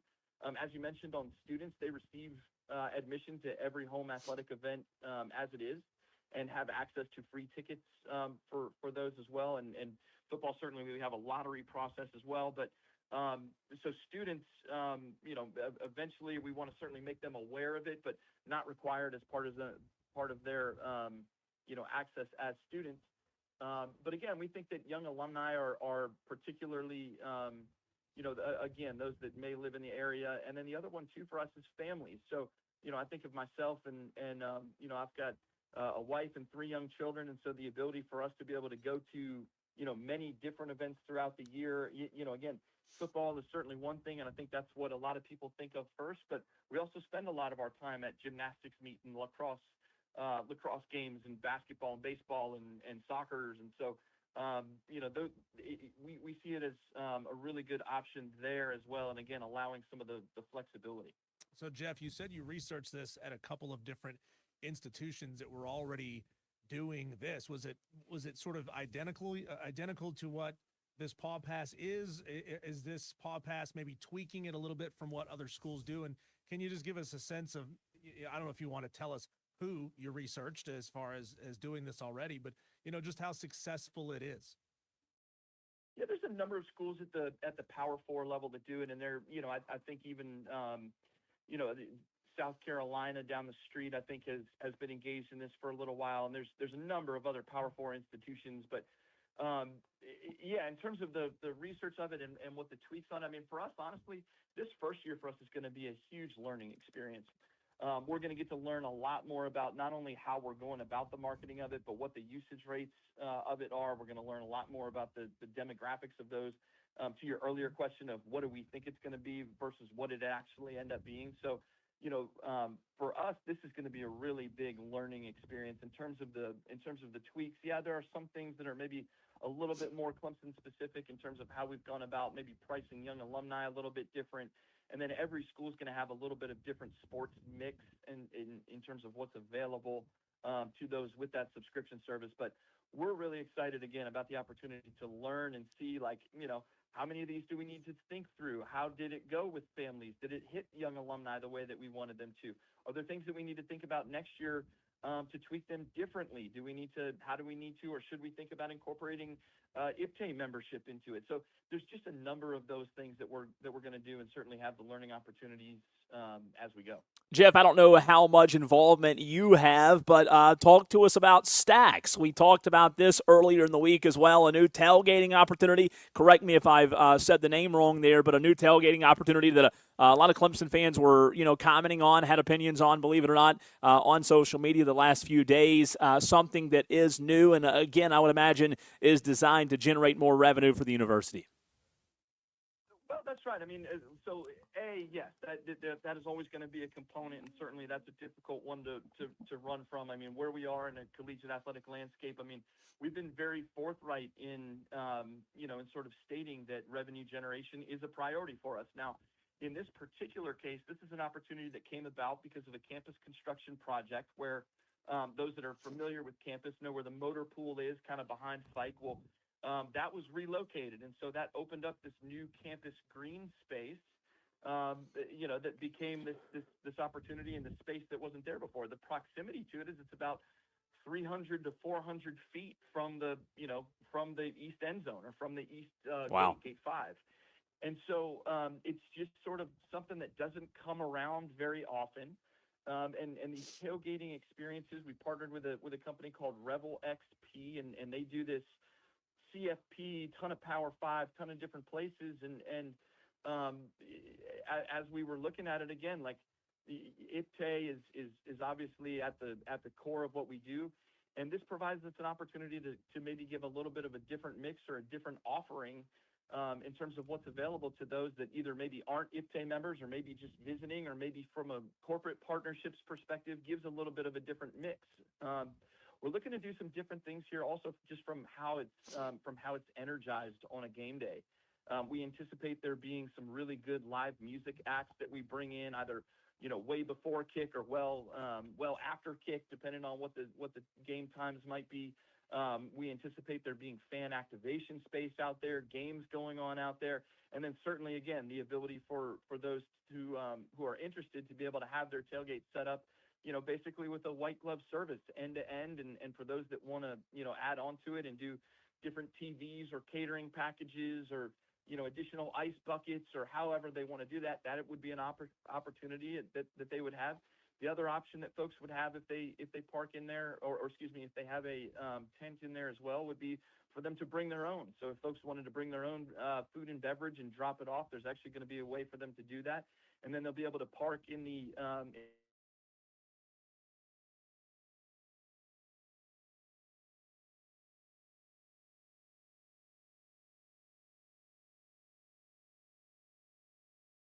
space that even as we mentioned from a paw pass standpoint.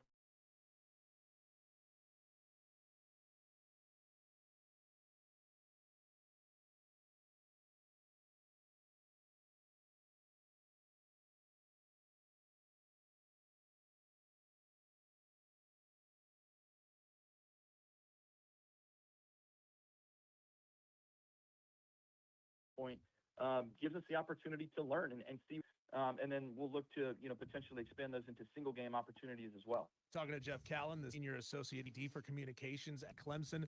I just have one question about the parking area or the tailgate area that you were just talking about, where Johnstone used to be. I've been in Johnstone. My sister went to Clemson. She was living in Johnstone.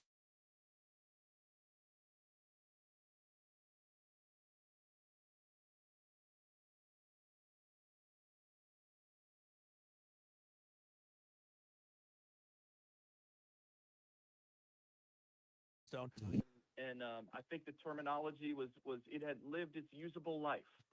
So yeah, that space. I mean, if you've been over there lately with Core Campus over there, and now that being kind of a green space on one side and what will be a green space on the other side of the we think of them as kind of the smoke stacks, but the steam stacks as part of the central energy facility.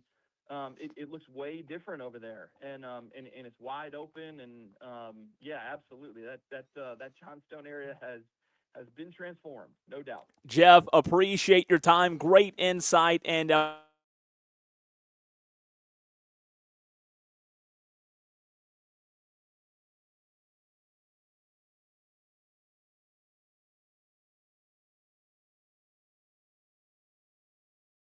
we'd love to do it again soon. Always appreciate to see the Clemson fans' reaction. I've seen a lot of it on social media over the weekend. Look, of course, when you have a fan base as big as Clemson's fan base, you're going to have positive, you're going to have negative reaction. Everybody has an opinion, right? But I think ultimately, kind of to Jeff's point there, and he touched on it, in this new age of college athletics, you got to do anything you can to bring in more revenue. And if you don't have like a forward-thinking process of how you can continue to generate new revenue streams. I'm guilty of this in my own life, Diesel. I like multiple revenue streams. Radio, I don't know if people know this or not, radio doesn't pay the best. And I like multiple revenue streams. I like having 2, 3, 4 revenue streams. That's why I work the hours I do. And,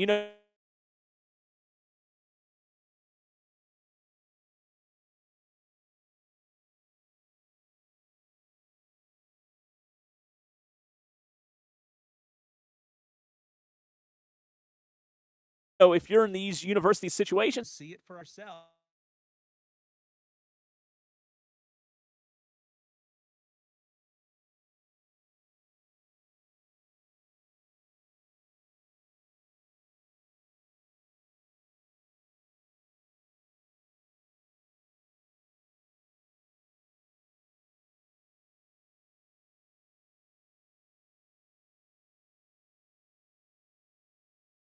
Can you get us in so we can check it out?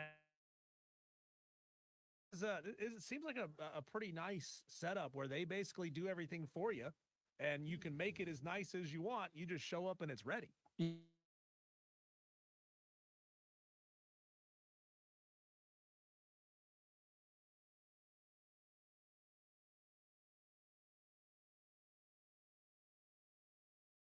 have to make money. They have to do whatever they can to make money. That's just part of it. That's the name of the game. So you better just get on board with it. And if you don't like it, you don't have to buy the ticket to the new tailgating spot. You don't have to do it. So it is a cool thing to learn about and appreciate Jeff's time. And for those watching on Twitter, Facebook, and YouTube, appreciate you doing so. Dan B says, unfortunately, the YouTube stream is unwatchable right now. Twitter seems fine. Well, Dan, just switch. I mean, if YouTube's unwatchable, go to Twitter or go to Facebook or Odyssey app or TuneIn or iHeartRadio or 97.1 Spartanburg, 97.7 Greenville, 101.5. I mean, there are a million ways to listen to us. So maybe it's a YouTube problem. Maybe it's not. I don't know. Who knows? All we know is Diesel and I aren't engineers. We try. We produce our own show. I mean, it's tough, but good stuff there from Jeff. And you're right. We do need to check out one of those tailgate spots. More and more people, real quick before we run to a break, speaking of Clemson, more and more people are coming up to me asking me, Diesel, and I had this question several times this week, especially the other day over at Burns, Diesel, when Trey Segura committed to LSU. More and more people are asking me, hey, you going to Clemson? You going to cover Clemson, LSU, and Baton Rouge? You going to Baton Rouge? And you know what? I'm not one to typically fall into peer pressure, but I think I'm getting peer pressured. I really am. Darn, we have to go down to one of the best spots, best environments in college football, in all of sports. Let's be real, for a season opening night game against kind of a tertiary rival, two programs that have a lot of history between them. The first game of Lane Kiffin on the side. Yeah. Oh, darn. Yeah. Twist my arm. Yeah. Make me go to that. Now, the only problem is our radio station, our bosses, they're not going to pay for our expenses to go down there. The only thing is, if we go, we're going to have to pay for it. And look, I wish we worked for a publication where they just paid, said, hey, yeah, y'all go cover Clemson LSU. Here's a credit card. Here's your flights, and you go have fun. Unfortunately, local radio, some stations can, some stations can't. If we did go, I guess we'd have to decide, Diesel, like for me, do I want to drive? Do I want to spend my own money to fly? I mean, I can imagine flights are probably a little bit more. Yeah, a little more hard to find. So it's a 10-hour drive, I believe, from the upstate to Baton Rouge. And I don't mind driving. When I lived in Texas, I drove back and forth 15, 16 hours, a good bit. So I don't mind the long drive. And 10 hours, break it up, break it up a little bit. Might not be too bad. But you're right, to your point. I would love to see, even from the press box standpoint, I don't know how LSU's press box is set up. I'd love to see that. I'd love to see opening weekend in Baton Rouge at night.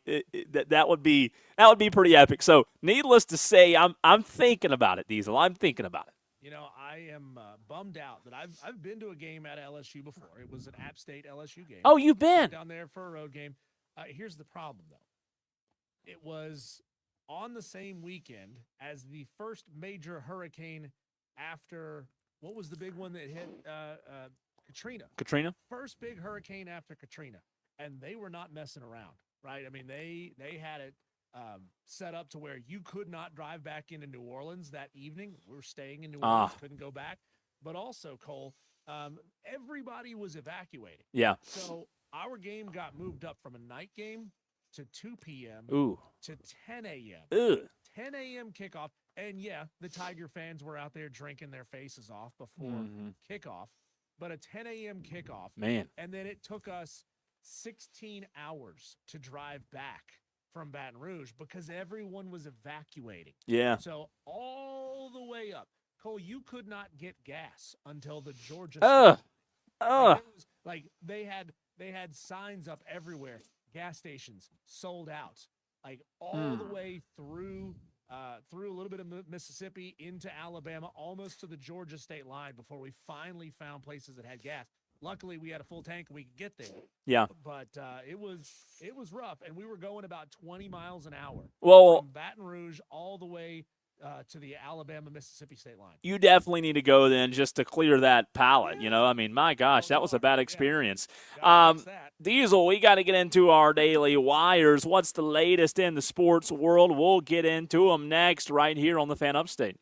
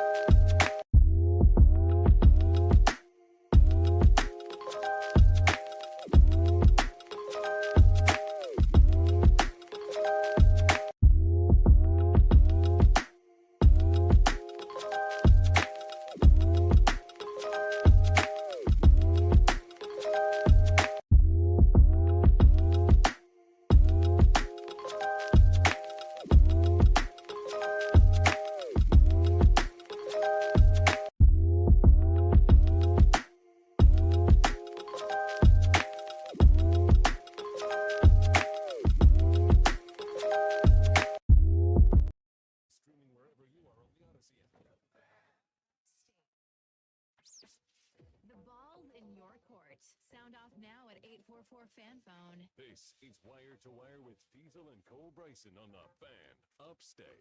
It's time to get to our headlines, our daily wires. A rapid, and I mean rapid fire segment here. A couple of updates for you. A spectator, this one's the best one of the day. A spectator appeared to pick up Rory McIlroy's ball on the fourth. His tee shot went wide, bounced off the cart path, and came to rest on the trampled grass. When a woman appeared to bend down and just pick it up, she said, I just grabbed the ball, Diesel. I just grabbed this thing. So golf, you never know. You have to watch out for women who want to pick up the golf balls. The parade is on in New York City. Started at 10 a.m. Early morning radio shows in New York. Said many fans camped out on the streets to ensure a place. No surprise there, right? The skid, Diesel, continues for the Atlanta Braves, who fell to the San Francisco Giants 7-2. J.R. Ritchie got the loss last night, and the 7-5 loss. They had 2 losses yesterday. They were going to try to salvage the win tonight. However, it's been postponed because of the weather. They say it might just because they're so bad, and they don't want to play tonight. It's that bad. Forfeit. Yeah, just forfeit. We're done. We've lost 7 of last 8. Right.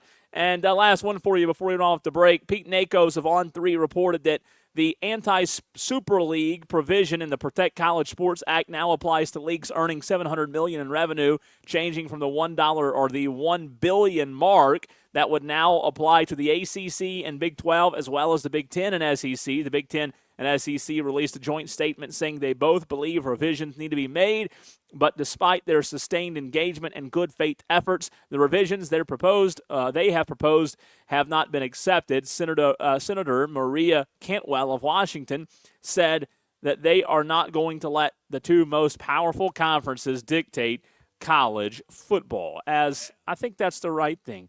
It's interesting as you know, they're trying to do the right thing to I think even the playing field across all levels of college football. Now the Big Ten and the SEC, they're trying to throw their weight around and say, hey, this is what we want out of this, and they're saying, no, we're not going to give you that. I mean, you've already gotten everything you've always wanted for how long? We're not going to let you. We're not going to let you take over this new law. Well, yeah, I agree. It's the way it should be. And those are your daily wires, Tolos. Yeah. It's Wire to Wire with Diesel and Cole Bryson. When we come back, Cole, it is our Tolos opportunity. You've already heard from Matt from Ohio today. Rick and Greer called in. But it's time to hear from our Tolos who want to take over these airwaves. What have you got to say about anything at all? Doesn't matter if it's sports. Doesn't matter if it's life. Call in. Tolo Takeover next.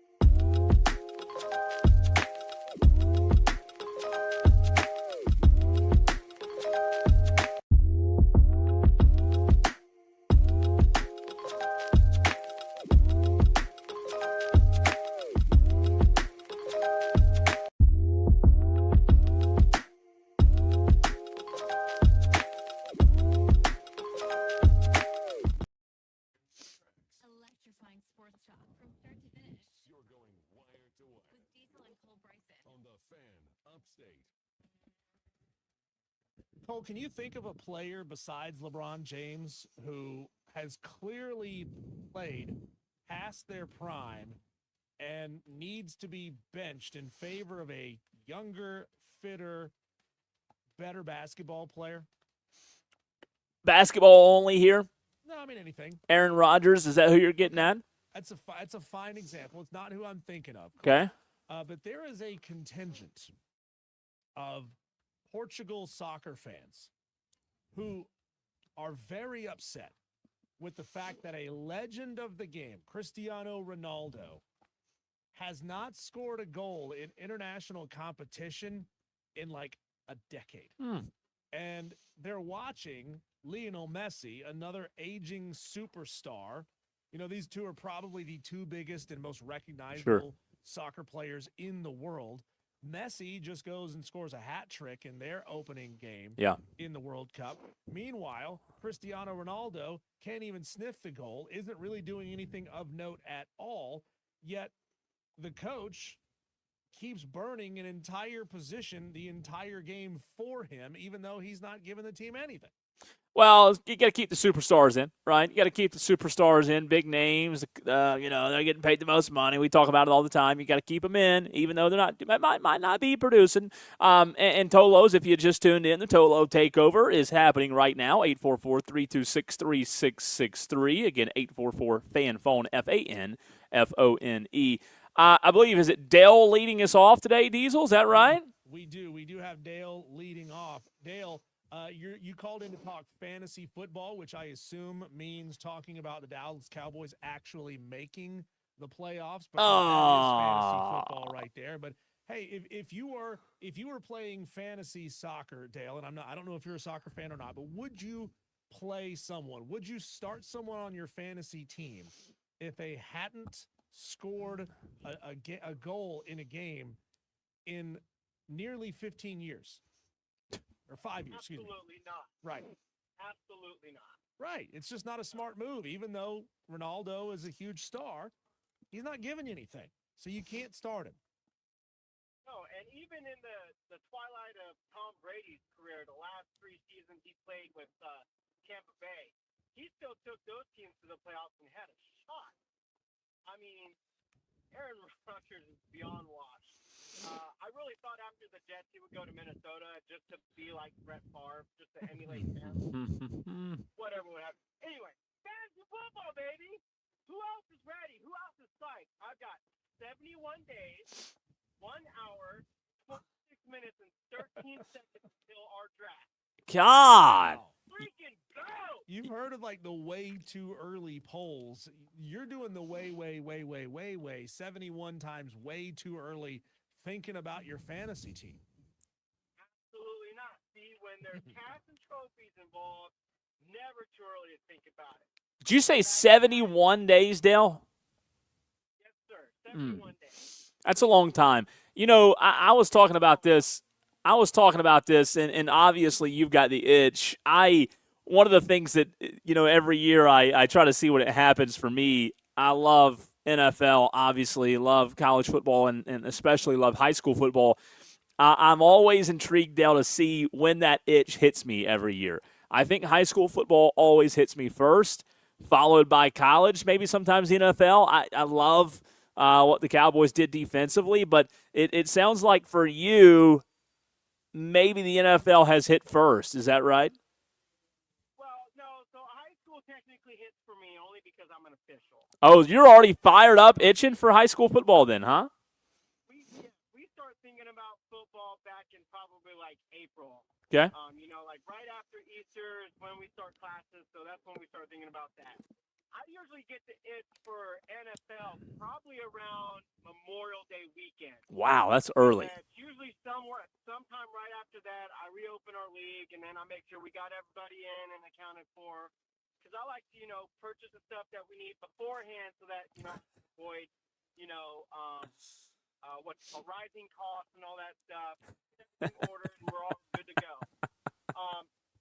But yeah, it gives everybody a good chance to work up a great team name, because half the fun of fantasy football is the draft. Another part's the picking out a great team name, and then obviously you want to win because you want to get your name on the trophy.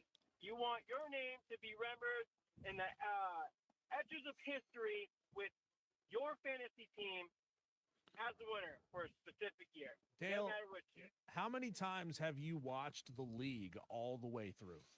I absolutely love that show, and it's great. I would say to never stop making it.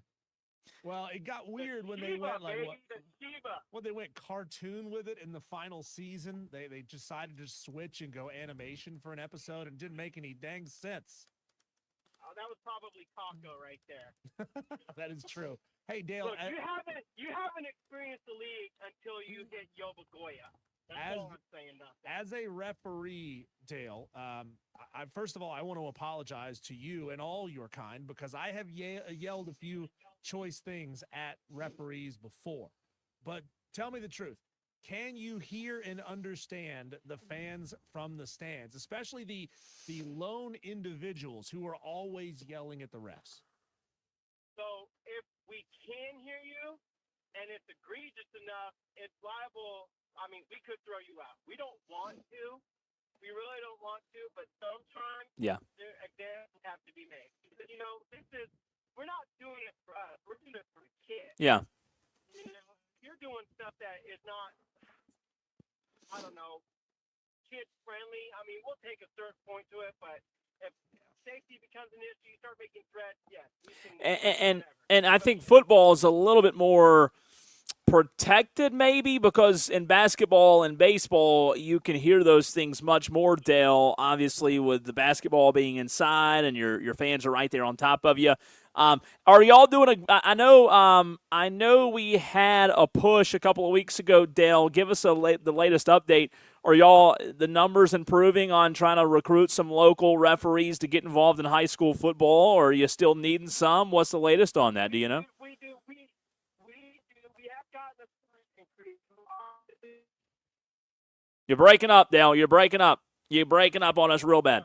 Dale, what kind of device are you calling us from? Goodness. Well, this what happens. You live in Chesney. You're out in the boonies. Fair. So answer that again. There is a nationwide shortage for officials. Okay. Yeah. Yes, this state is hit. We don't like to try to go outside of the state as far as getting officials, but sometimes that ends up being the case. North Carolina, because we border all that stuff. Typically, we do have enough officials here to cover games in the state, but it's very thin. So, people take time off, people get hurt, and, then we do run into, hey, we're having to put, brand new officials into maybe a situation where they're not quite ready yet. Yeah. So obviously we do want to get people out. We would love to have more official turn. And everybody loves football. Yeah. And if you think you know football, by all means, come out. You will love it. You're not, like Dart had said, you're not going to get rich off of it. You're going to have a lot of fun. Me, primarily I'm an umpire, which is, right behind the linebackers. I have fun with the kid. It's a game. It's supposed to be fun. Mm-hmm. We're going to call it. We're going to officiate it to the best of our ability. Yeah. So, well, anytime you or Dart or anybody else needs to come back on and make a push, hopefully, you're more than welcome anytime. First of all, hopefully you guys, you're right. It's for the kids. It's for the growth of the game. Hopefully you can get some more between, like if somebody wanted to be a high school official, is it too late right now in the process or no? With it being so far into the classes, I don't think you would have enough credit hours Gotcha. to do varsity. You could probably still do JV and middle school. Problem is, too, now you're so far late into it that you would have to pay late fees for not only the local dues, but the state dues. And that there costs money as well. Yeah. You would also be really behind the eight ball as far as your rules knowledge goes. I think right now we're into like Rule 7. There's 10 rules.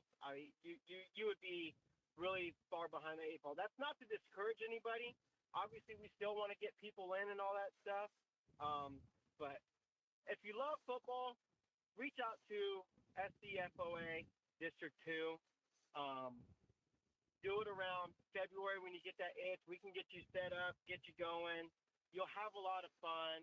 you'll get to hang out with it's really good fellowship with our core of officials. And, one of the things that was mentioned is our average age of officials is getting up there. We have some that are, starting to age out that just can't, necessarily move like they once used to and all that stuff. So we're always looking for, youth. And that's not to say like, hey, we only want 20-year-olds. I'm 42. I'm in my 5th year. Yeah. I absolutely love it. I'm going to do this until I have to be out in the hover round. Yeah. I mean, No doubt. No doubt. Dale, appreciate the phone call, and hopefully next time you call, it'll be one day closer to the fantasy draft. I hope so. Thanks, Dale. We're going to have to, Diesel, we're going to have to elect Dale as our Tolo fantasy draft commissioner. I know we didn't ask him if he would do it, but we're going to have to just elect him, let him run with it, because I just don't keep up with it near enough during the season. I get slack, and Dale's the kind of guy that's all in on it. So I guess we just need to let Dale be the Tolo, the Fan Upstate Tolo commissioner for the draft, and call in, weekly, give reports on how the Tolos are doing, because I just have been slack the past few years, not going to lie. It's interesting, Cole. You pitch trying to make somebody do something on the eve of Juneteenth. I mean, look, I'm just saying, he'd be good at it. I think he would, and I think he would volunteer to do it. I think so. Who we got next? Is it Tom and Summer? Did Dewey? What happened to Dewey? Dewey's pulling a Rick nowadays. If you don't come straight to him, he's gone. Oh, he dropped the call. He's hanging up the phone. Yeah, Dewey. He's not going to hang out long enough. So, oh, come on. Tom, before you say what you want to say, can you please ask Dewey to call back in? Your best pitch. Well, in order to do that, I got to go down to the trailer park first, because he must be out of minute. Yeah. I got to make my way over to the trailer park. Could be. I'll ring the bell. What's up, Tom? Well, the reason I'm calling today, a couple things. Did y'all see the rule that the MLB proposed today? Mm-hmm. Yeah, we talked about it at 4 p.m., and we'll talk about it again at 6 as well. Gotcha, okay.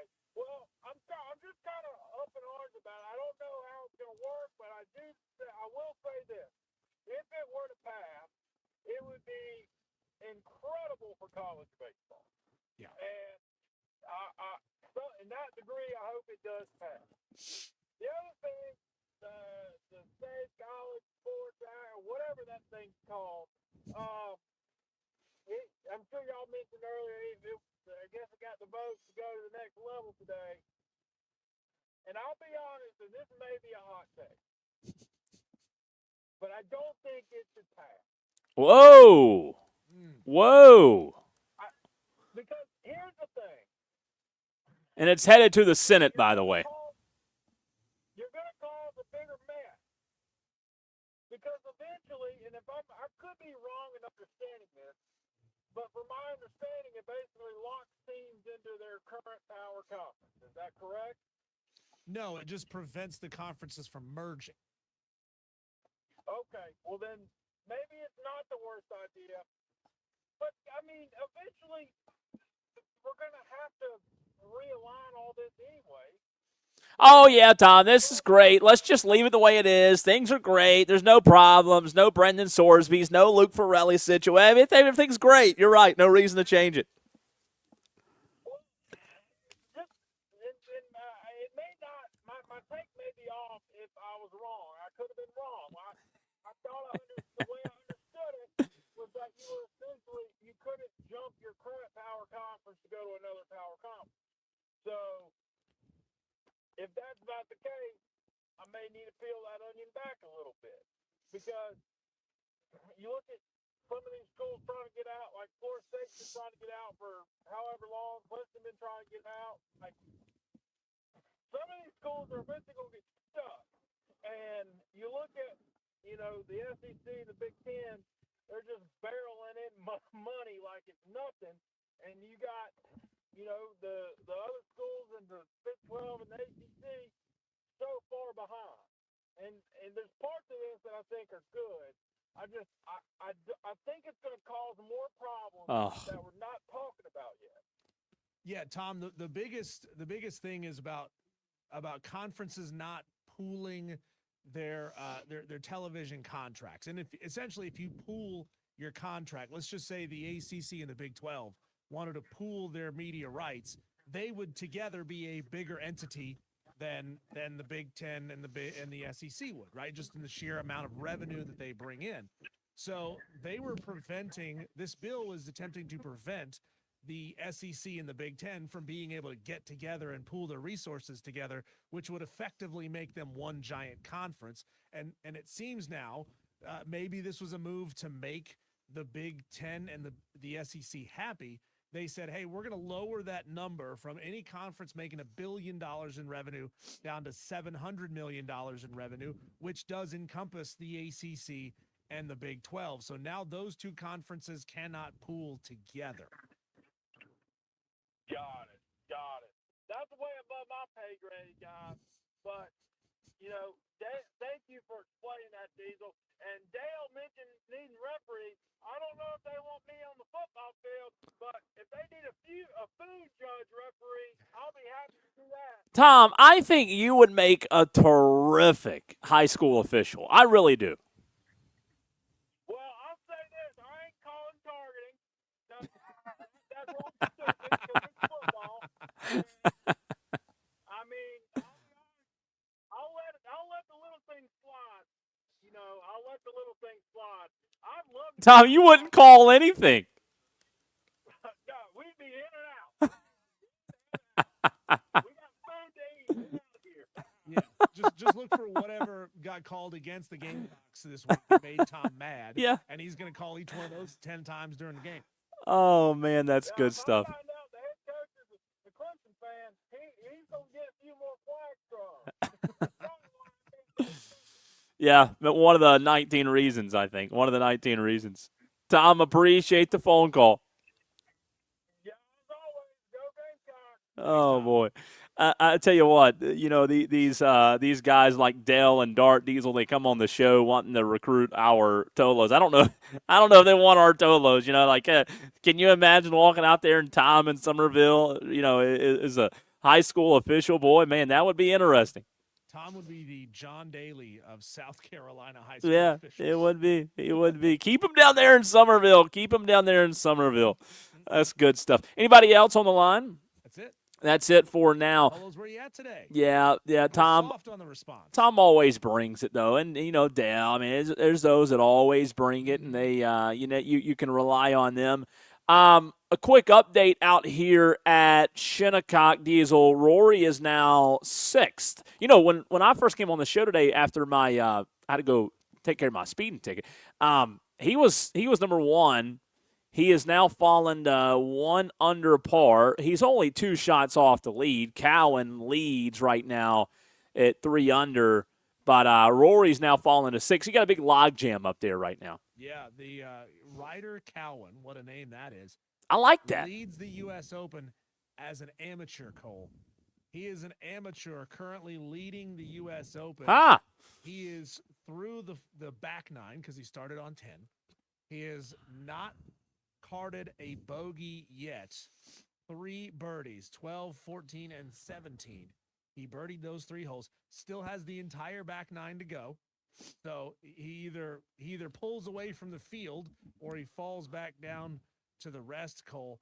Looking at the way this course is playing, again, he's got to play the front 9 now. The holes that have been the hardest, 4 and 7 are among the 3 hardest holes, but he's already played a lot of the holes that are in the top 6. He's played 13, 16, 18, and 10. How about that? And those are 4 of the 6 hardest playing holes on the course so far. How about it? We'll see. I mean, this could get fun this weekend, and obviously we'll keep you updated the rest of the show today. Programming note, no show tomorrow, Tolos. No show tomorrow for Juneteenth. It is a national holiday for us at Odyssey, so we get that day off. So no show tomorrow. And if you're having a Juneteenth, pool party or, going golfing or whatever, you hadn't invited Diesel and I yet. We're still a little bit salty about that. But go ahead. Ask your opinion on this, Cole. Yes. I know how our former coworker felt about this subject, and I've just gotten another weigh in on this. We were talking earlier about Brooks Koepka and that horrible pink shirt they're making him wear that looks like uncooked bacon. Well, I just got a message from Michael Stefakis, longtime listener of our station here, who hasn't texted into the show in a very long time. Yeah. Where you at, Michael? He says you mean perfectly cooked limp bacon. Thank you. Thank you. We've talked about this before. No. Yeah. I am not going to let Mr. Saltines and mayonnaise have a strong opinion about limp bacon. Yeah. We've talked about this before. Nobody wants burnt bacon when it's burnt. It's burnt. No, it's burnt. That's burnt. Burnt bacon. It's supposed to be medium rare, bud. When that thing has that flop, it is the perfect. That's what you want. It's like a steak. You don't want a well done steak. You don't want bacon. Pork. There is no other situation, Cole, in which you would eat pork that was undercooked. No, it's not undercooked. It's not undercooked whatsoever. The fat. No, it's not. If you look at the fat rendering when you cook bacon, when it's floppy, every bit of that bacon's cooked. Every bit of it. They wouldn't serve it to you at restaurants. If it were undercooked. What you're doing is, when you get to that point, just like with a steak, I know it's a different animal, but when that bacon is floppy and perfect like that, when you want to be a terrorist and decide to take that bacon from floppy to another level, all you're doing is cooking the fat out of the bacon, you're cooking the flavor out of the bacon, and you're left with 2x4s. That's what you're left with. Nobody wants that junk. Oh, crunch. You like eating cardboard. Oh. It doesn't have to hurt your teeth, okay? I don't want it burnt. I don't want it blackened. I just want it cooked all the way through. Oh, it's cooked. It's cooked. You hadn't acquired the taste. One day, Diesel, you will. Oh, trust me. I have that bite. It's like Dumb and Dumber when he realizes his friend has just betrayed him. It is so good. It is. You're going to go order your steak tomorrow night. Well done. Go get that well-done steak. Rare on a steak, fully cooked on bacon. You just don't know what you're doing to yourself. Next, you're going to eat undercooked chicken, and you're going to tell me that it's some kind of cuisine. No, they wouldn't serve it if it were undercooked. You just don't know good food, Diesel. You're going to have to get better in that. Maybe one day. The older you get, you'll learn that floppy bacon. Your plain Chick-fil-A sauce too, Cole? No, you that floppy bacon, man, it needs nothing. I mean, nothing. It's just perfect. I love flavor. I love a little bit of fat. I love a fat on a steak. Give me the fat. Don't burn that fat and render all that fat, and you're left with a piece of cardboard. Are you kidding me? Hey, if the Tolo takeover discussion was a little low, I've got something that I think will ramp it up. In the next segment, I want to know from you. This thought hit me yesterday. I want to know from you, Diesel, and the Tolos out there, the hundreds and thousands listening across the upstate. We love music, right? You're playing a song right now. I want to know, what are the songs that are only famous because they were in a movie? Otherwise, those songs wouldn't be good. They wouldn't be relevant. We wouldn't listen to them. 844-326-3663, venturing away from sports for a quick second. Which songs are only famous because they're in a good movie? We'll get into that next.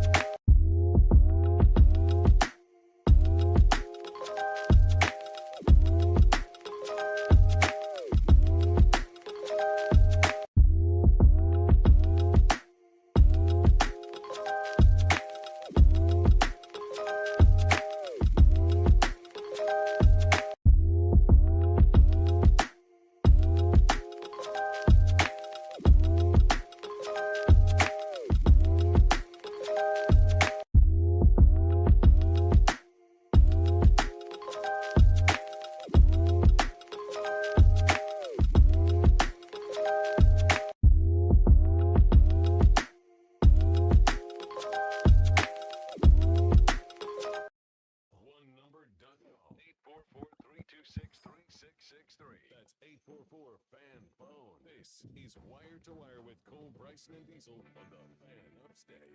Texter getting ahead of the game on the Joy Law Firm text line 844-326-3663. It's the Joy Law Firm text line. Phone lines are still open as well at 844-FAN-PHONE. Same number you can call or text. I was thinking about this yesterday, and this is a short segment here, but wanted to bring this to the airwaves to get your thoughts, Diesel, as well as the thoughts of the Tolos. Again, 844-326-3663.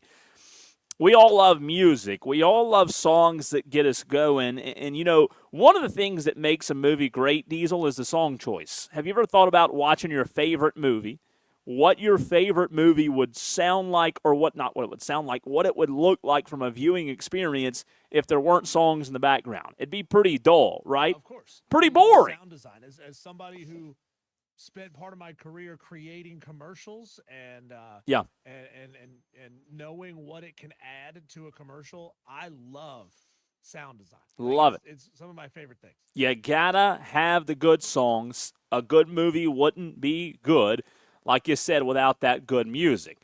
Now, I want to ask the question to you, Diesel, the Tolos out there as well.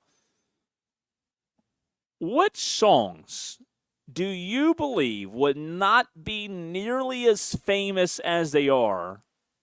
Maybe the song's just not a good song outside of the movie, if it weren't for that song being in a movie. Texter gets in quickly on the Joy Law Firm text line from the 475 and says Danger Zone is definitely number one.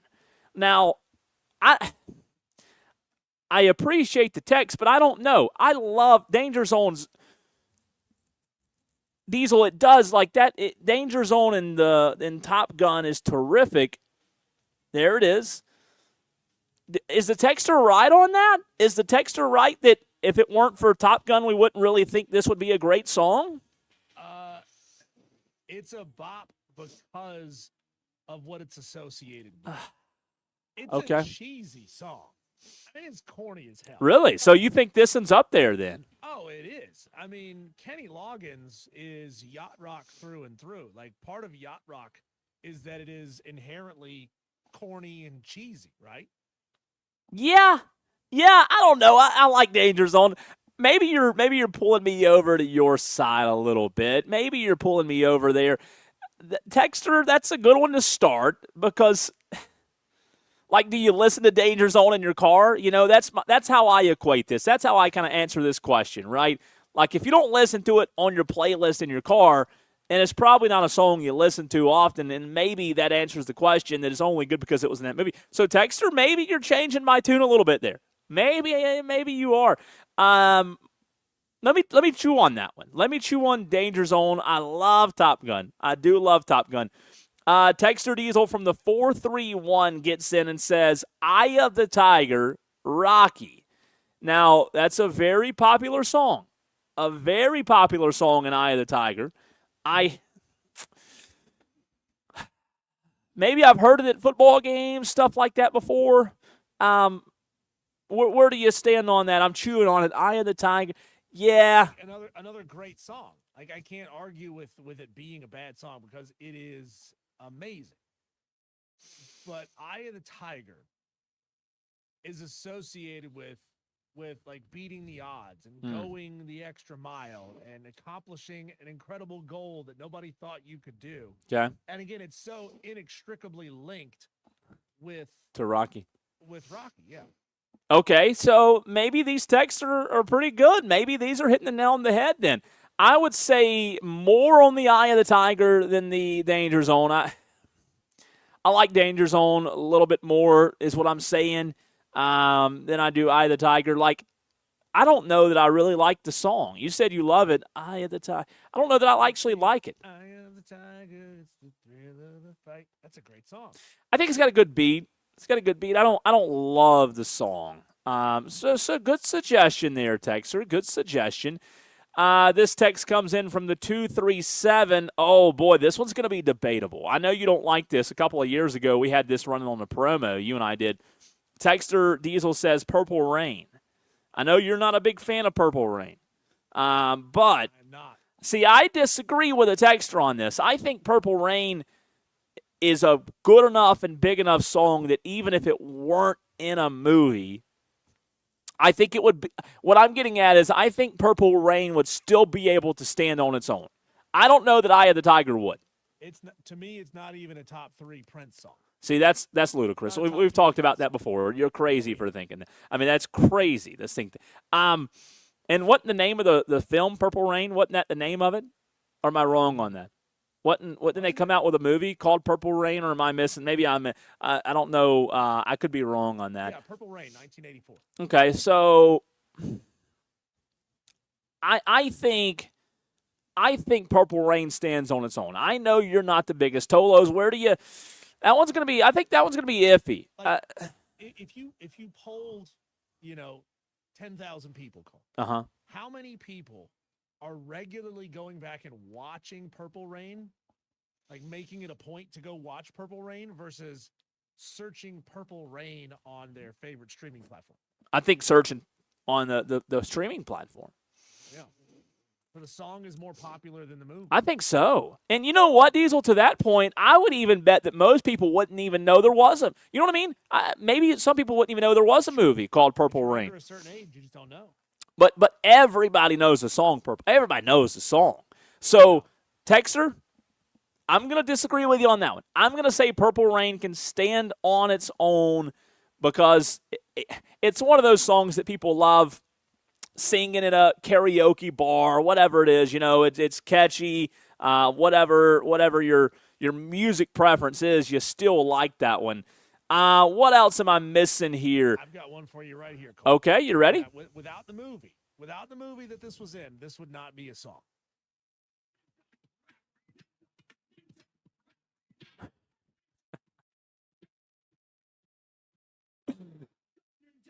It's Vanilla Ice. Yeah. Ninja Rap. That was in one of the Teenage Mutant Ninja Turtle movies. That's right, yeah. Which were not great movies. But they were popular, right? But they were popular. Yeah. I mean, they were movies. No, for that's kids. a good one. I didn't think of that. But that song by itself is it's pretty bad. I mean, let's be real. It's pretty bad. Yeah. Ice in the grand scheme of things is pretty bad. That is a good one. That is a good one. And I'd forgotten about those movies. What about this one? What about this one, Diesel? And I kind of had forgotten that it was in this movie as well. Again, I'm not a movie junkie like you are. Let me ask you your opinion on this. 8 Mile. You a fan or I hate that song. You know what song I'm talking about, right? Yeah, Lose Yourself. Lose Yourself by Eminem. Lose Yourself. I genuinely Really? despise that song. Really? Because Cole, I was there for the breakout of Eminem. And I know what Eminem is supposed to be. It's supposed to be edgy. It's supposed to be in your face. It's supposed to be throwing a middle finger. Yeah. Like there's a bit in one of his records where he talks to his agent, or his agent is calling him, leaving him a voicemail. He said, Dr. Dre and Snoop Dogg are rapping about money and women. You're rapping about homosexuals and Vicodin. Get it together. Golly. It's a great sketch in the middle of the song. But it's Eminem. He didn't rap about any of the things that rappers typically rap about. Right? He didn't rap about cars and big rims and booties and chasing money. Yeah. He didn't rap about any of those things. And that to me is what set Eminem apart and made him so different. So that's true. Yeah. Like I remember the era when a lot of movie theme songs were written for the movies. Like soundtracks were all original works written for the movie instead of just a collection of songs thrown onto a CD. So like it seemed like that Lose Yourself was just too on the nose and was a song about Eminem's strive to make something of himself, but it wasn't an Eminem song. Okay. Fair. That's why I've always hated that song. Fair enough. On the Joy Law Firm text line, Jersey Joe says, Hero by Foo Fighters, the movie Varsity Blues. What do you think on that one? You're a big movie guy. Do I think it's only popular because of the movie? No. And No, see, I think that song stands on its own. Heck, I don't- 93, The Planet still plays. I don't know. I can't, off the top of my head, I can't place that song. Hero by Foo. Again, I'm not that's not my genre I typically listen to, but I do know some of those songs when I hear them. Hero by Foo. And what movie was it again? Varsity Blues. Yeah. I think I did see Varsity Blues. I'm pretty sure. It's been a while, but I think you and I talked about that recently. I think I did see Varsity Blues, and I just have to place the song. The song there. I'm going to pull it up for you. Give Okay. me just a second. That's fine. Dan B. on the Joy Law Firm text line says, Doves Cry, 1999, and Red Vet. Top 3. Doves Cry, 99, and Red Vet. Is this Hero? This is.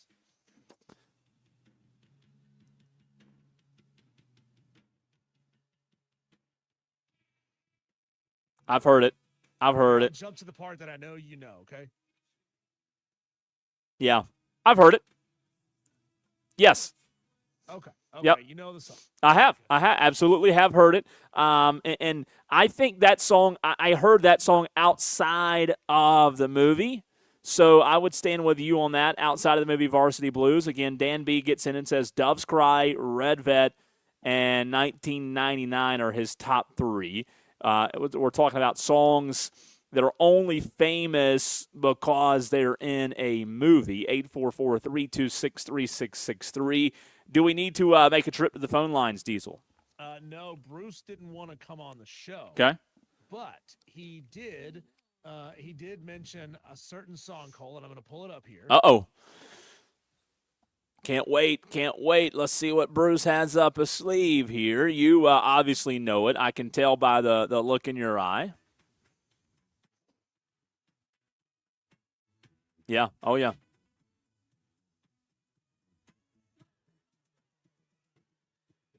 Ray Oh. Parker Jr., Ghostbusters. No, that's a good one. Only popular because of the movie. Right. That is inexplicably tied. To the name of the movie. Yeah, the name of the movie is in the song. But that's a good one, though. But that's a hell of a song. I mean, let's be real. You think so? That's a great song. That is so funny. Come on, we keep playing it. I don't know. I don't know that we would listen to that if it weren't tied to the movie. Get out of here. No. That's a great 80s I think song. I was siding with Bruce there. I do. Come on, you're wrong. Oh, man, So that's a good one. Dan B gets in on the YouTube stream. He said, I was just saying better Prince songs than Purple Rain. He said, Dan said, I still think Bohemian Rhapsody only got famous because of Wayne's World. I had never heard that song before that movie. When did Bohemian Rhapsody come out? A long time ago, buddy. A long time ago. 1975. Golly. It came out in the 90s, Dan. Get out of here. That song Get was outta here. that song was popular. And even I think hadn't everybody heard Bohemian Rhapsody? Everybody. 92. There's a 17-year difference between the songs. Yeah, and for It was a people, classic. and even for that's what I'm saying. Even people like me who don't listen to that genre of music, we've still heard that one. We've still heard that one. He said, "I listened to classic rock as a kid in the '80s. Never heard that song. How about that?" I don't believe you, Dan. I don't believe you. I simply don't believe you. Oh, that's good. That you never heard Bohemian Rhapsody. He said, "I knew all about the Eagles, Zeppelin, and the Beatles." That's good stuff. If you talk to the dude, he just hates the Eagles, man. Oh, man. Texter, oh, this is Percy. Percy gets in on the Joy Law Firm text line, says, I'm all right, Kenny Loggins. I don't know that song. Caddyshack. Yeah, it was featured in Caddyshack, the opening scene to Caddyshack. Okay. Gotcha. Okay. Good one. Good. That one's out of nowhere. You know, was Kenny Loggins not the king of movie theme songs in the 80s? Well, you're asking the wrong person. How many Kenny Loggins songs? Wow. Kenny Loggins has written over 20 songs that were featured in movies. Wow, that is impressive. He wrote I'm All Right, which is the theme to Caddyshack. Footloose, obviously the theme to Footloose. Ooh. Danger Zone. He wrote Meet Me Halfway, which was the theme song to the movie Over the Top, a great arm wrestling movie. He wrote another song in Footloose called I'm Free. He wrote Playing with the Boys, which was also featured in Top Gun, Nobody's Fool, the theme to Caddyshack 2. I mean, Kenny Loggins made his entire career off of writing movies. theme songs. Hey, but Footloose, that would not be in the conversation that we're talking about now. That definitely stands on its own outside of the movie. But what I'm saying is, thing about Ghostbusters. no, but what I'm saying is Footloose is such a popular song, people listen to that song. I don't think people listen to the Ghostbusters song. I think so. I think like Footloose is a really whatever age, whatever genre. I think everybody knows Footloose. That's a song you hear everywhere. Now, to your point, maybe you're right. Maybe it's famous because of the movie. But my point is, I think it stands on its own outside of the movie because it's a great song. You don't like it? You like the song Footloose? I love the song, but it doesn't make it a great. So let's look. 1984, the song Footloose. Where did it peak? Did it chart? It reached. Oh my God, Footloose reached #1 in Canada. Any song that goes #1 in Canada is too corny. Oh, come on. Come on. #1 in New Zealand, #1 in Peru. That's a good song, man. 3 in Paraguay. Yeah. Where did it get in the U.S.? Wow. That song was #1 on the Billboard Hot 100 in 1984. Unbelievable. It's been some years. Older than me. It's been some years, hasn't it? Jeez. I didn't realize that. I did not realize that. It's been quite some years. Good stuff though, Tolos. Good stuff. That's a good one though. That's a great song. Who doesn't love Footloose? I like it. I like it a lot. Maybe we should just all recognize Kenny Loggins as being a GOAT. How come we don't talk about Kenny Loggins as a GOAT? We talk about other amazing singers from that era, like they're so good. But we don't talk about Kenny Loggins. Maybe he's that generation's Freddie Mercury. Yeah, maybe so. Maybe he has a long lost family member that's the head coach at App State. No, I think their names are spelled differently. I think their last names. Dowles has an A in it, right? Dowles is low gains. Low gains. Low gains. High gains. That's true. That's true. It does have an A in it. Loggins. It does. That's weird. Loggins has an A. His Dowell, not Kenny. Right, but maybe Kenny Loggins' real last name isn't Loggins the way he spells it. Maybe it's simplified. Could be. Interesting. Good stuff. Cole, when we come back, let's switch gears here for a second. I want to hear your opinion on one Joseph Burrow and the comparison he made of his 2026 Bengals team to his 2019 LSU team. Oh. Wow, that's high praise. We'll get into that on the other side of the break right here on the Fan Upstate.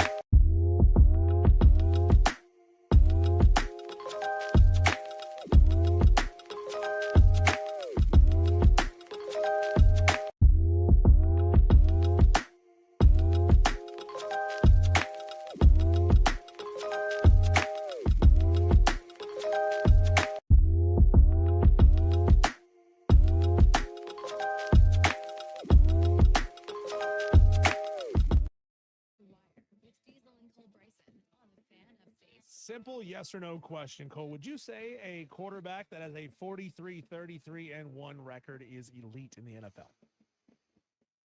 I have to answer with yes or no. You have to answer with yes or no. 43-33-1. When you frame, talking about Dak. Yeah, when you frame it like that, and I have to say yes or no, I don't like the way you're framing it, but I'm going to say no. That's why I say I don't like it, because there's so many other factors. Football's a team game, right? But if you frame it like that, I have to say no. Yeah, it's true.